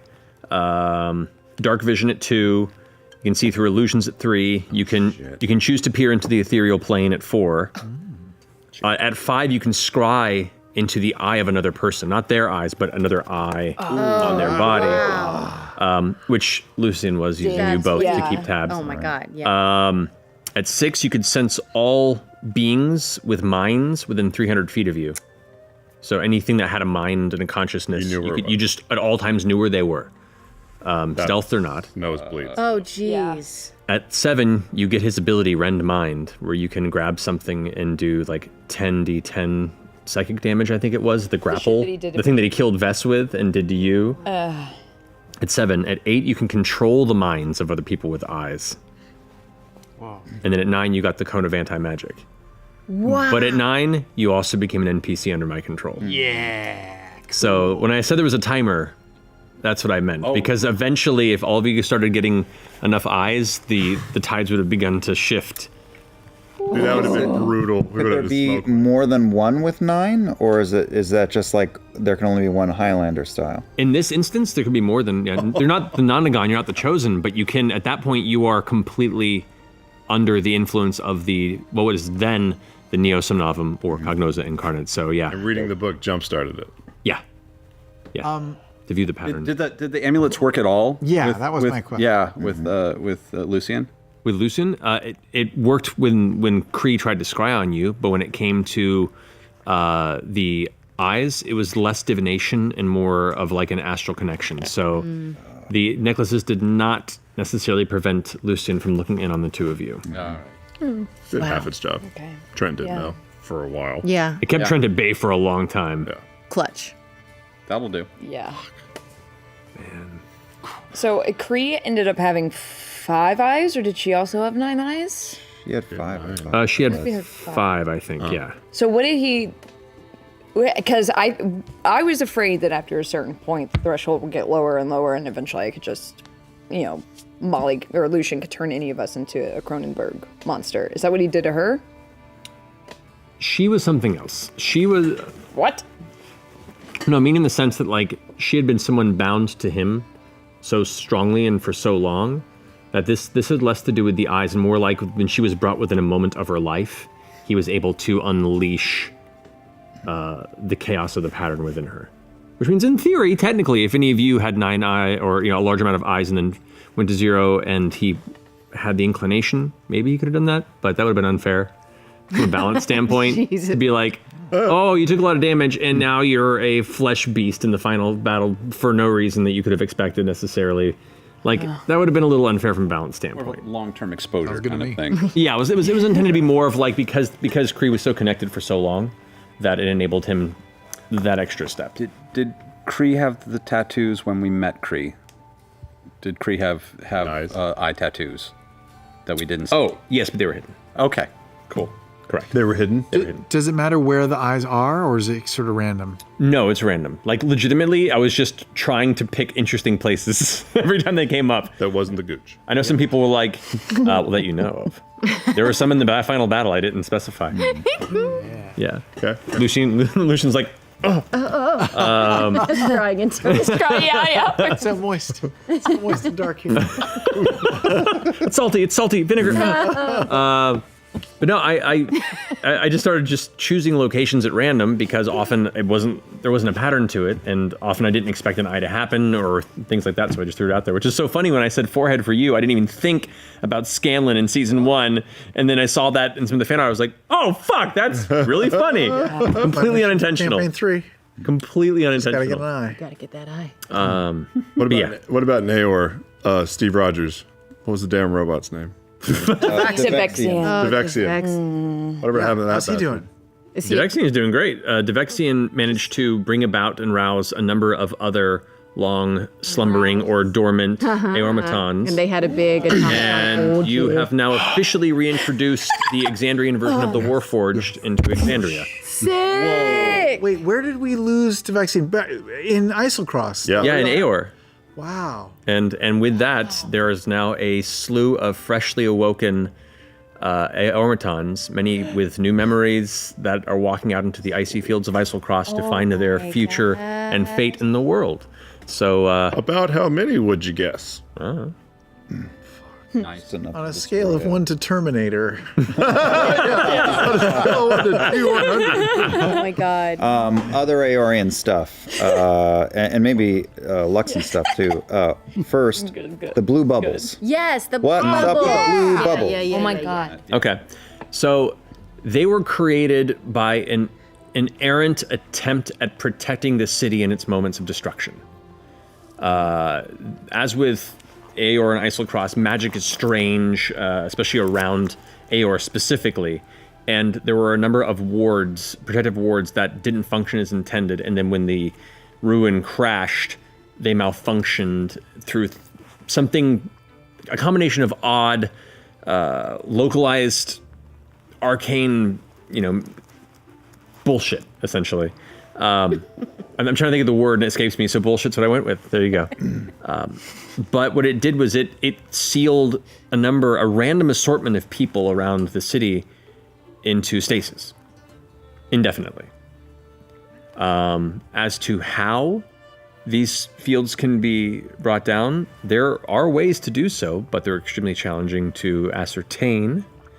And I'm being vague on it because it is another plot thread left in the Wildemount Guide for those who explore Aeor, and I don't want to define something that people can interpret for their own campaign in different ways. And is it 100% from the city? I had always wondered if the woman in the theater had tried to do it herself, or if she was just going like, my people, and then she got bubbled by the city.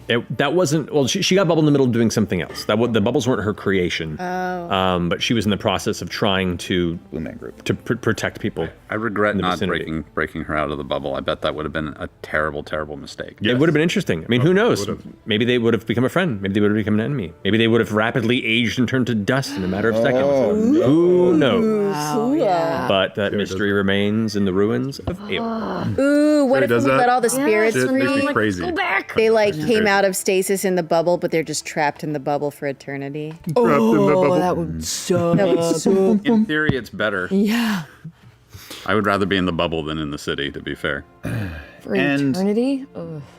Can we ask for any more clarity on the Luxon and its dispersal through the world, or is that still shrouded for future Sure, I can generations? talk a little bit on it, yeah.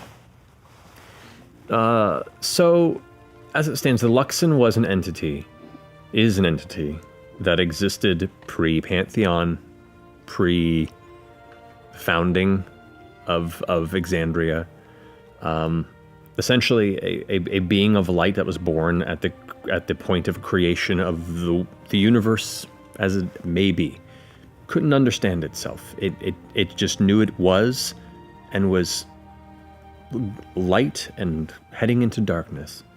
And occasionally it would pass by other things of light. And eventually it came upon this lonely rock. And it felt lonely. And this rock seemed lonely, but together maybe they could do something. And the Luxon kind of began to embrace this world. And the world began to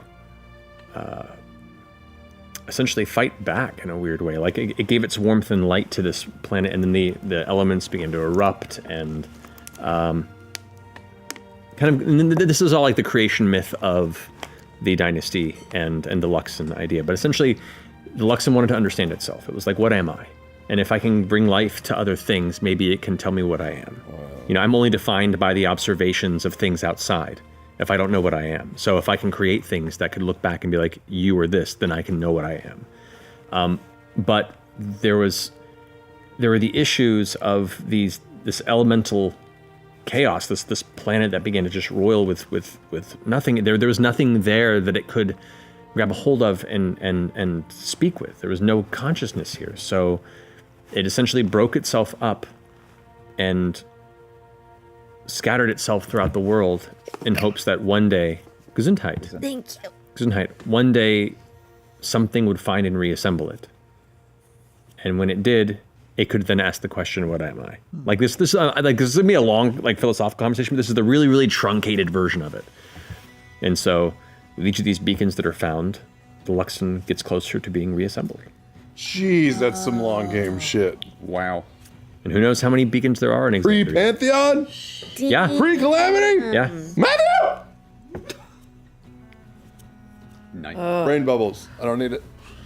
Which, I mean, if I'm being perfectly honest, it can be a very beautiful time of enlightenment. It could be like End of Evangelion, where Rey just takes up the spirits and goes away. Who knows? It can go in. There's a lot of theories that I like to keep vague about on what that might be in the long run kind of lore of Exandria, of what the Luxon being reborn would mean for the world.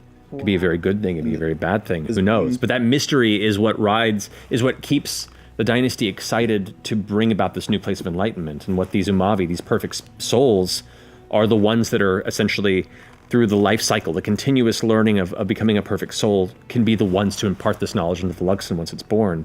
And conversely, people who are on the outside of the culture like this is almost a doomsday cult. Like they're gonna build their god and then end all life. Like what's the end game here? It's big Prometheus shit. Yeah. So that's very much kind of the vague esoteric philosophies behind the Luxon and the dynasty. Yeah. So we were toting around in the sewers a moat of an ancient sentient light. Yeah. Light. Primordial. Yeah. Of primordial intelligence. Yeah. Correct. In a suitcase. Correct. That's what we do. Love it. So that's Well, that's a lot to unpack. that. You asked me. You asked me. I didn't think you were going to answer. Well, How about a fan question while we unpack that? Let's do that. Yeah, let's roll. That's a 6. And While we roll, I would like to thank Trisha Geek Girl 7924 for more or less asking the who are the people in the blue domes question that we already kind of got to. Hey, check it out. Shout out to you, Trisha. You're ahead of the curve. 15 over here. 17. Natural 20. Oh! 20 on every fan question? Yes, because Close? fans are all. That means something. Where were these rolls? We do have like a 40% chance. Shut up. Still. This question's for Laura. It's from Yeah, Keodos? Caeodos. Oh my gosh. The traveler told Jester that he would be able to take her to other realms. Do you think in the future Jester would go on an adventure to other realms with Artagan? And if so, where do you think they would visit first? Oh, man. I mean, yes, definitely. I think so, yeah. Yeah. I mean, she really wants to go to the Feywild. She really, really wants to see it. I know, like, at least I imagined that when they were growing up together, he would entertain her with stories of the craziness that happens there. And so she just has all these, like, fantasies in her mind of what it must look like and be like. So she really It's wants hilarious to see it. when you consider that, like, you telling Artagan, take me to the Feywild, is like meeting a person in the big city who got out of the small podunk town. You're like, take me to your parents' house in the middle of Minnesota. Yeah. He's like, no. No, I don't There's a ever warrant wanna there go. for my arrest. I'm not going back. Yeah. What about Yeah. what about afterwards? Like, what about after? What other realm? I don't know. I don't actually know all the I realms. don't know all the realms. know I how mean, to play like, D&D. can we go to like the water world? Sure. Kevin Costner. Like, Didn't where we get would an invite to them? where would Artie want to? Yeah, we have an invite to go You have see a that standing invite. Jin in the water world. Yep. The Merid. Oh, yeah, the dude that was powering the Yeah. steam. In Nicodranus? Yeah. By the way, power I totally supply. thought when I was creating my backstory that my dad was a Jinn. Like, I thought, like, he was a genie that had turned himself human-looking to go and got entertained, and like it ended up being a thing. And so I was just completely Based on what? the backstory that I wrote. Oh, you put that in the backstory? I don't know if I did, but in my brain, I was like, yeah, that makes perfect sense. I don't know. Did I write it in my backstory? are you my mother? I think you alluded to something, but you Yeah. didn't specifically say, like, my dad was a genie. Like, Yeah. I don't think you were that overt about it. Yeah. So yeah, I just didn't expect it to be the gentleman. Side note, that doesn't happen. There you go. But yeah, I like wherever that. he would want to go, Jester would be pretty much up for it. Yeah, honestly, the Jester and Artagan relationship is very much crossing into Doctor Who territory. Like, straight up, like, you know, where would you like to go? Oh my God, that's amazing. It's straight up what it is. Yeah. Well, I know Ford's Getting in gonna trouble. there's stuff to do with Darktoe and to stay on the scene and stuff, but what is Jester gonna do? in her like later life, what Yeah. does she want to be? I mean, you can chill with me if you want, baby, but you know. I know, like, you guys have this whole like text thread, and me and Travis haven't talked at all about like what our future entails. I know. I feel like we fucked up. I Except we know. live together. So Yeah. Step one, moving in. I have this text thread, but he's just not responding to it. I don't know what it means. Yeah. I'm literally in the same room. Stay together? I mean, I think so. Yeah. I think they definitely are like, would they? What does Ford think? Are they staying together? Oh, totally. But I mean, like, you have things you would want to Well, do. yeah. I mean, I imagine that Jester would like be an artist. Like, she would just keep getting better at painting. I want her to like open an art gallery in Nicodranus and paint giant murals of all of the crazy landscapes that she's seen in her life, of different battles, of things that people wouldn't believe are real, but they all are. On buildings you don't own and have not gotten permission to paint. I mean, Some Banksy partially. thing. I know, that's Honestly, like kind of what I was like hoping for. Like, Jester going Banksy makes all the sense. yeah. I'm so here for this. Like, I think I texted you that I wanted her to like have all these really, really rich clients that she just kind of fucks with because, yeah. They're like, I want a portrait, and you give some sort of like modern art piece that's just Yes. a bunch of shapes, and you're like, that is a portrait. There you One day, go. I was saying, what you asked until for. the one day, like your most vibrant piece gets purchased for too much money, and you're excited to meet the seller, and a young woman with short blonde hair whose hands are behind her back shows up. I'm here to pick up my piece. That'd be cool. And then she stabs you. Yep. she sharpened the edge of it into a dick shit. You just got div. That's a sharp dick. That's a dick. Oh my God. Let's be fair. This is amazing. Let's be fair. Baba Yaga and Gold Dick. I feel like this is like a Birds of Prey movie waiting to happen. Like, they become like a girl group of like crime fighters. This is amazing. What was in Alpha? What was in A? A question mark. Yeah, a question mark. 7. A. There was another Aeorian ruin But why did it have a question mark? because it was a newly discovered one. Meaning, They're like, not down there yet. the previous ones were like confirmed ruins where people had already delved and was confirmed. The question marks next to A were because somebody recently had discovered what they believed to be an Aeorian ruin, but it hadn't been confirmed enough to be included as a confirmed destination on the map. But those have been far more dangerous to go down into. About that. Yes, because that one had been barely uncovered and would have probably. Kills me that we didn't get to like explore all of it. I know. Yeah, believe it or not, I don't flesh out each of those locations unless you go there because I have my limits and I like occasionally having time to eat and sleep. Don't ruin the illusion.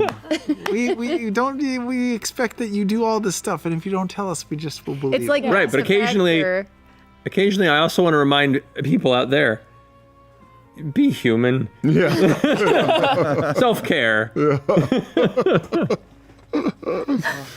I have a question that I have been dying to ask since it happened in the campaign, and you even said save it for the wrap up. It's also a fan question from Aiden Mitchell. What would have happened if Essek and Caleb failed on that check Oh my God. with the mini beacon, with the little with beacon the rock? with the Dunamis And gem. he was like, we're gonna try and reverse time and get a one little refresh, and we're all gonna hold hands and kumbaya and It was a natural 20 on a super high roll from Caleb. Yep. But if there And had a high been roll a 2 for and a us. 3 Yeah. from us, so It if was a 40 DC check. it was super high. If you had failed it, what it would have done was it would have sent all of you one day forward instantly. So as opposed to getting a day of rest in a second, you would have had no rest a day later. Oh God. Which by then, 3 points of exhaustion.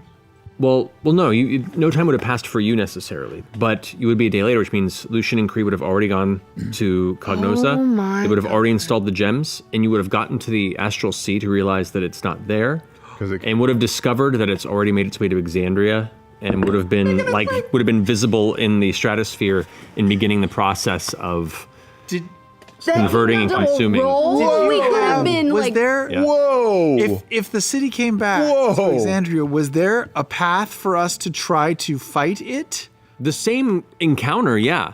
But it would have been steadily stronger.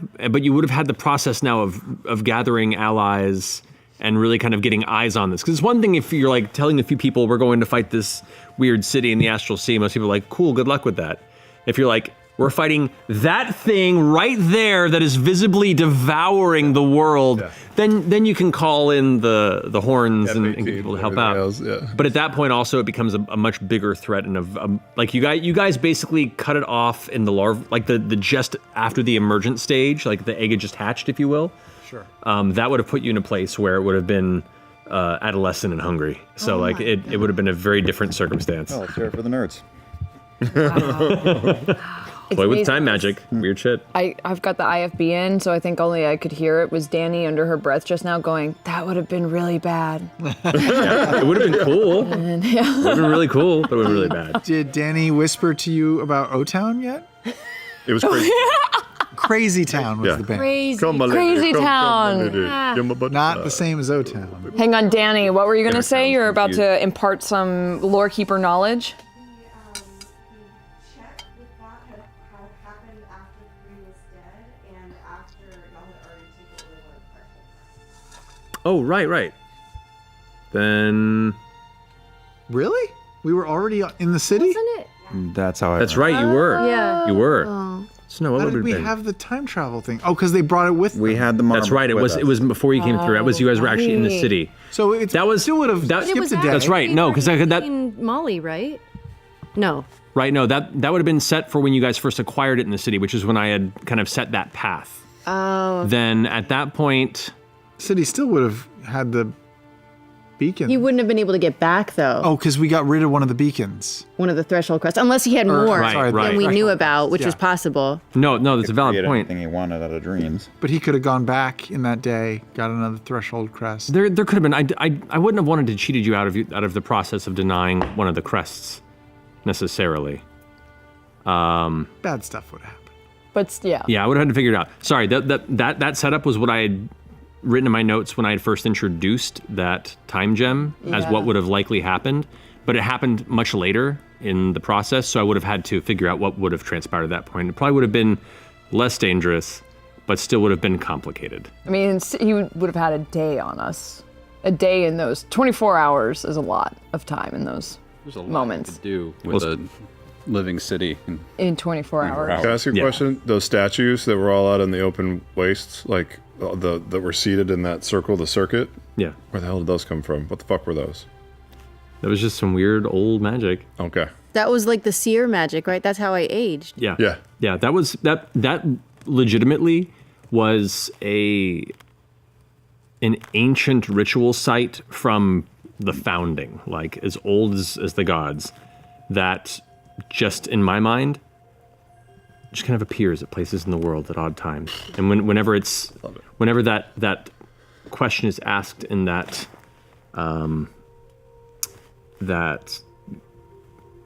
what's what I'm looking for, that transaction is given and it grants whatever the request was, then it just disappears and then appears somewhere else in the world spontaneously. It's very Phantom Tollbooth-esque. But yeah. Ooh, we might find it again. Wait, what were those big old in the barbed fields? The huge spires that we couldn't figure out what they were, but they were. Did those mean anything? Yeah, the big spikes. Yeah. That's just part of the barb fields. Those were created during the calamity, during some of the greater battles between the betrayer gods and the prime deities. Some of the forces were unleashed in ways that essentially flash eroded the landscape and left behind only the hardiest of stonework, and in some cases kind of blasting upward in these curves that like, imagine these things were much thicker in time and then over time began to just erode away into these like thinner spires. And some of them were just like jagged bits that were jammed up from impacts in the ground. Cool. You know, 1,000 years before, it might have looked a little more like thick, you know, rock, and now it's just begun to kind of erode away and leave these weird hook-like spires and points.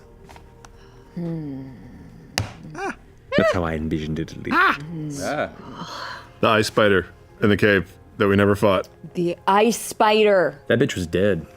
It was dead? Yeah, it passed away in its cave. Oh, because we sealed it in? No, it was already dead. It was already dead. We just were. It was just staring forward because it had just died in its own nest, and you guys saw it and like snuck out. Was there stuff in the room we could have totally got? Yeah, there was stuff in there. Fill it up. Just a dead corpse of a burning. spider. Yeah. I mean, it was a spider. It was. To be fair, Giant. it was very nice of you to entomb it and give it a proper burial. Did you know? But- Is that what you thought? I thought it wasn't doing anything. Yeah, he was it was doing one of nothing. those of like, you're not doing anything. Are you looking at me? No, you're not. You are, but Yeah.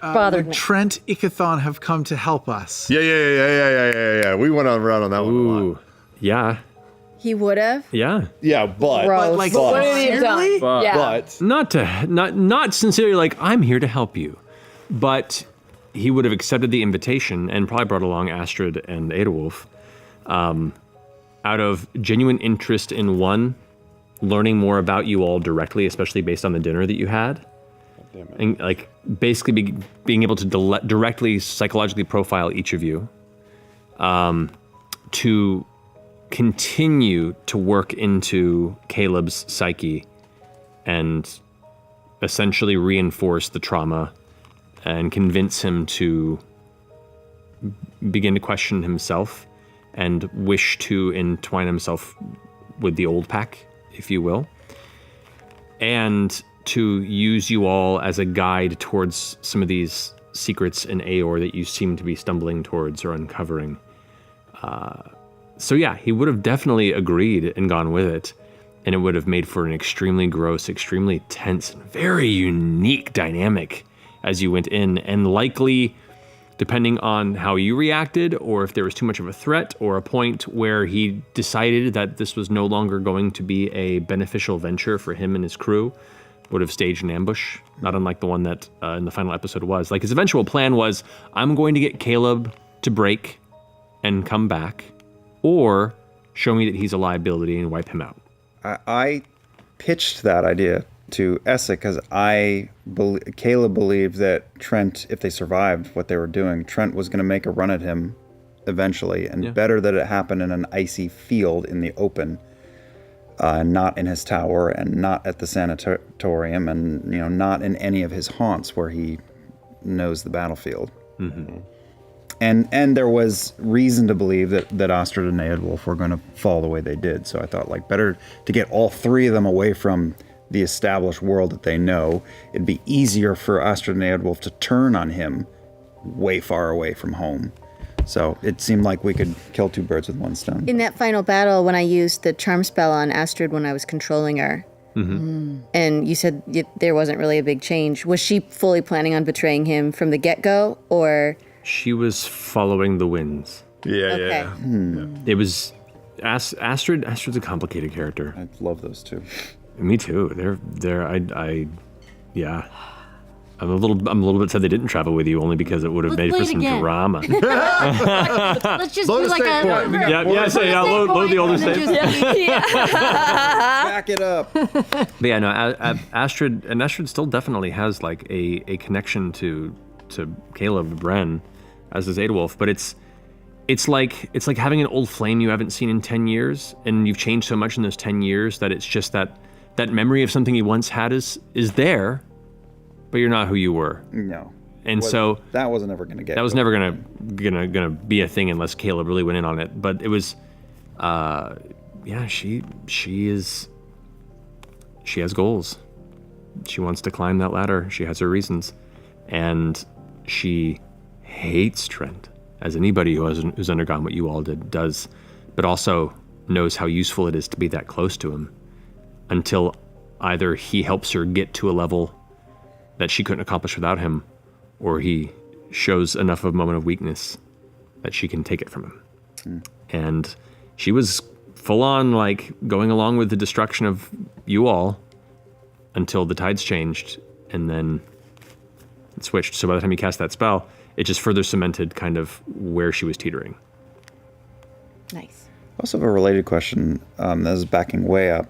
In my backstory, I left something kind of vague, and I don't know what it really ended up being in your mind, but a woman snapped Bren out of it after 11 years in the sanatorium. Who did you decide that was? I thought that was Trent in disguise, no? Trent wanted you to believe that.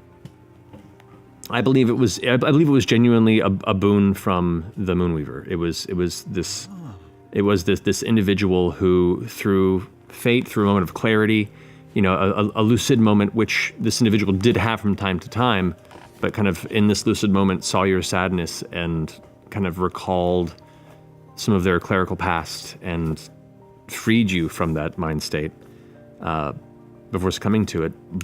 But of course, Trent claimed it as part of his manipulation because he wanted you to believe that he orchestrated everything in your life. Because if you began to feel like all you've done was stumble forward through his plan, then why is there any reason to buck against it? I mean, hats off to you, because after first contact, not early in the campaign, but first like solid in the open contact, you had me thinking like, well, whatever I do is he was gaming it to be. So what do I do?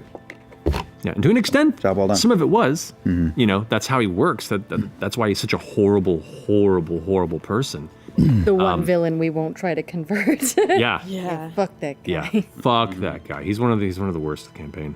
But yeah, that like a lot of very abusive people in power, will take actions to control the lives and thoughts of others, and then take credit for things that they have no involvement with to even further solidify that idea.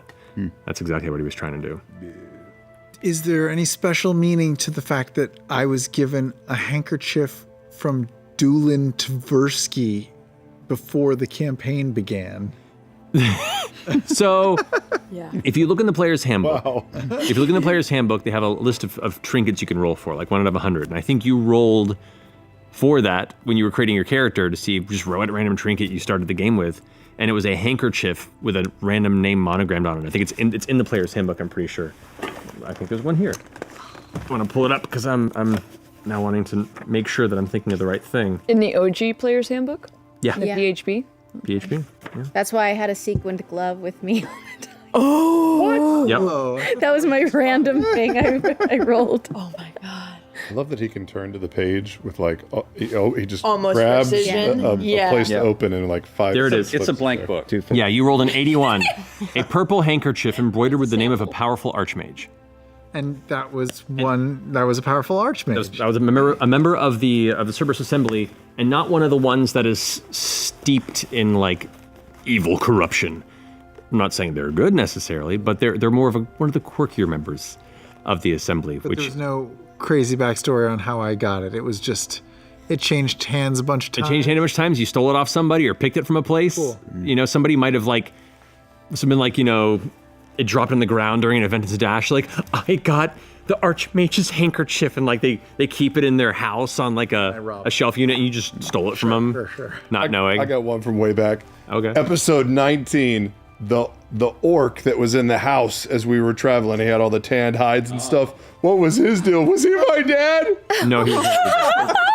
But he was a retired warrior for the Empire, who had kind of earned his way up, and then honestly hated its political structure, hated the bigotry inherent, hated just the kind of the history around it, and decided to just build a cabin out in the middle of nowhere. Had earned enough respect within the Empire that nobody bothered him, and he just kind of lived the simple life out there. And I placed it there as a possible encounter, and if Ford had interacted with to become a possible mentor figure, or to like help him learn about embracing his heritage, because you had written in Ford's backstory about how he was picked on in the orphanage for his lineage and stuff. So I wanted this to be a possible mentor-like character if that ever happened. But you just hid the whole time. I did. So you never interacted. That blacksmith popped up later than Jorhas, though. Yeah, well, the blacksmith kind of became my I never got this character, so I'll take some of these threads and these themes and carry them over into this NPC. Sorry. Very thoughtful. Sorry, microphone. Sorry, microphone. I apologize to the mic a lot. I tend to bludgeon him a lot. But yeah, so that was the intent. So Chris Christopherson was in there, and you just walked on by. I thought about that forever afterwards. Yeah. I was like, why did I go in? Did you have like a whole backstory for Ford's, like how he ended up in the orphanage? Was that stuff that you had already like decided and we just never got to that? I decided it in vague bits, but also I didn't want to flesh it out too much unless he wanted to pursue it. Right. I followed your lead in this, and we talked about it a little bit, but I never got the sense that Ford was super eager to get the details of where he originally came from as much as he was about the people that made him who he is. Yeah. And so there's always a curiosity, and if you really wanted to pursue it, then I was willing to flesh that out. But I always gauged based on our conversations that Ford was a little more immediate and forward thinking about who he was and who forged him into his formative years. No matter who his father was back then, and I've hit the theme a couple times in the campaign, that doesn't make you a father. That makes you a donor. Yeah. You know, the father's the person that was around to kind of help make you who you are, and for him that was very much Vandrin. So that to me was more important to flesh out. In his service to the, I'm sure we have to wrap this up soon. In his service to the Matron of Ravens, has Vax'ildan ever seen any or witnessed any of our exploits of the Mighty Nine? Probably. Oh my gosh, he was around and we didn't know it. I mean, none of you had necessarily the connection or the impetus to look for a being who kind of walked between the planes like that, but I would imagine some of the more important villains that befell you, those who, whose spirit wasn't locked in an existing pact like Avantika and such, were probably ushered across by a masked figure clad in black that just kind of walked between where the eyes could see. Did Aedwulf serve the Raven Queen? Aedwulf did, yeah. Yeah. Oh, Vax was probably around for Trent's death then. Trent's not dead. Not dead. Trent's not dead! His hands are glued together. Glued shut, and Yeah. so is his anus. I believe. In my brain. But in Vax's timeline, In he's my dead. brain, we killed him because I hate him so much. Better. You Yeah. thoroughly ruined him. Yeah. Yeah, he's gonna wish he was dead. Yeah. How is that going to haunt Caleb forever to know he's alive, or do you feel good about the fact No, that I mean, there's no good about it, but the right thing was done, and it's.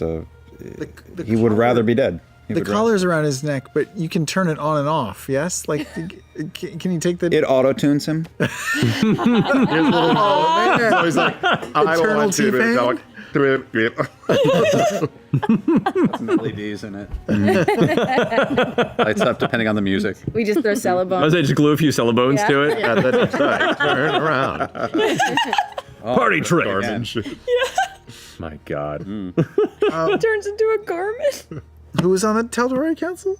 Who is on the Tal'Dori? Do you want this to be the last question? Yeah, I think. Sure. Any other burning questions? I have one more. Go. Did Marion and the gentleman, Oh yes.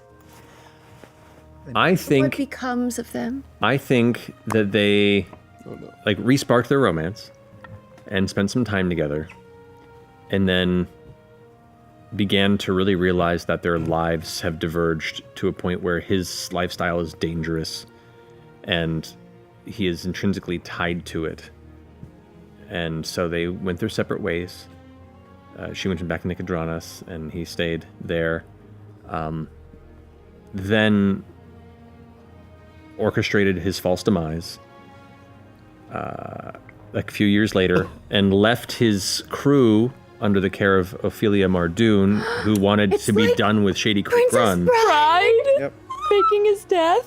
Yeah, and so now his previous crew have become part of Ophelia Mardoon's network, and she's kind of absconded from Shady Creek Run to take over for him. Nice. And eventually he shows up as a patron, looking a little different at the chateau, and there he retired incognito with her in Nicodranas. That's the most beautiful story. Danny flew with it. I believe it. That's Good. Wait, Hackneyed, maybe? told that I don't well, give a shit. man. I was accepting it. I was accepting it. Now, Now the Teldori Council. Or at least one member. all of them. I know. I'll give you a few members. How about that? I won't give you the full council, Yeah. but I'll give you a We can few. get- This is everything. The full council? There are officially like 6 figures of the main council, and a number of number of ambassadors. There's like Ambassador Diedrich Greyspine from Craghammer. There's Ambassador Sealdor Vasar from Singorn, but they're not members of the council. They're peripheral. They're to it. lesser than. Oh, okay. Correct. Okay. There is still Guardian Topher Brotoris, is the Master of Defense still from campaign 1. Getting a little older in the years, but still a sturdy, stern figure. There is the Hearthmaker, Edelburn Clear Eyes, who's the master of development, a Goliath from the Rivermaw tribe, which was what eventually the herd returned to, and then they left with a penchant for trying to make society better, and joined and worked their way up to the council. What? Arcanist Allura Vysoren, we know, is the master of Arcana. Yep. Match. Seeker Assume is no longer there. Seeker Assume stepped down from the role of the Master of Information. I assume. Well, Yeah, you assume. there you go. Terrible. To this day, it still haunts me. But the mantle was taken up, and he mentored the new Master of Information, Seeker Odessa Taldore, the daughter of Uriel and Salvador, who has taken up charge to be the new Master of Information in the memory of her father, who gave his life during the fall of the Chroma Conclave. That's beautiful. Love it. I love that. And let's see who else is. There's Arbiter Brom Goldhand, the Master of Law. Yeah, he's still there. Still around, getting real old now. He's like the real old crotchety one of the whole council that the rest kind of deal with, but he's fine. And there is, the last but not least, the Master of Commerce, the Coin Mistress, Vexalia de Rolo. Master of Coin!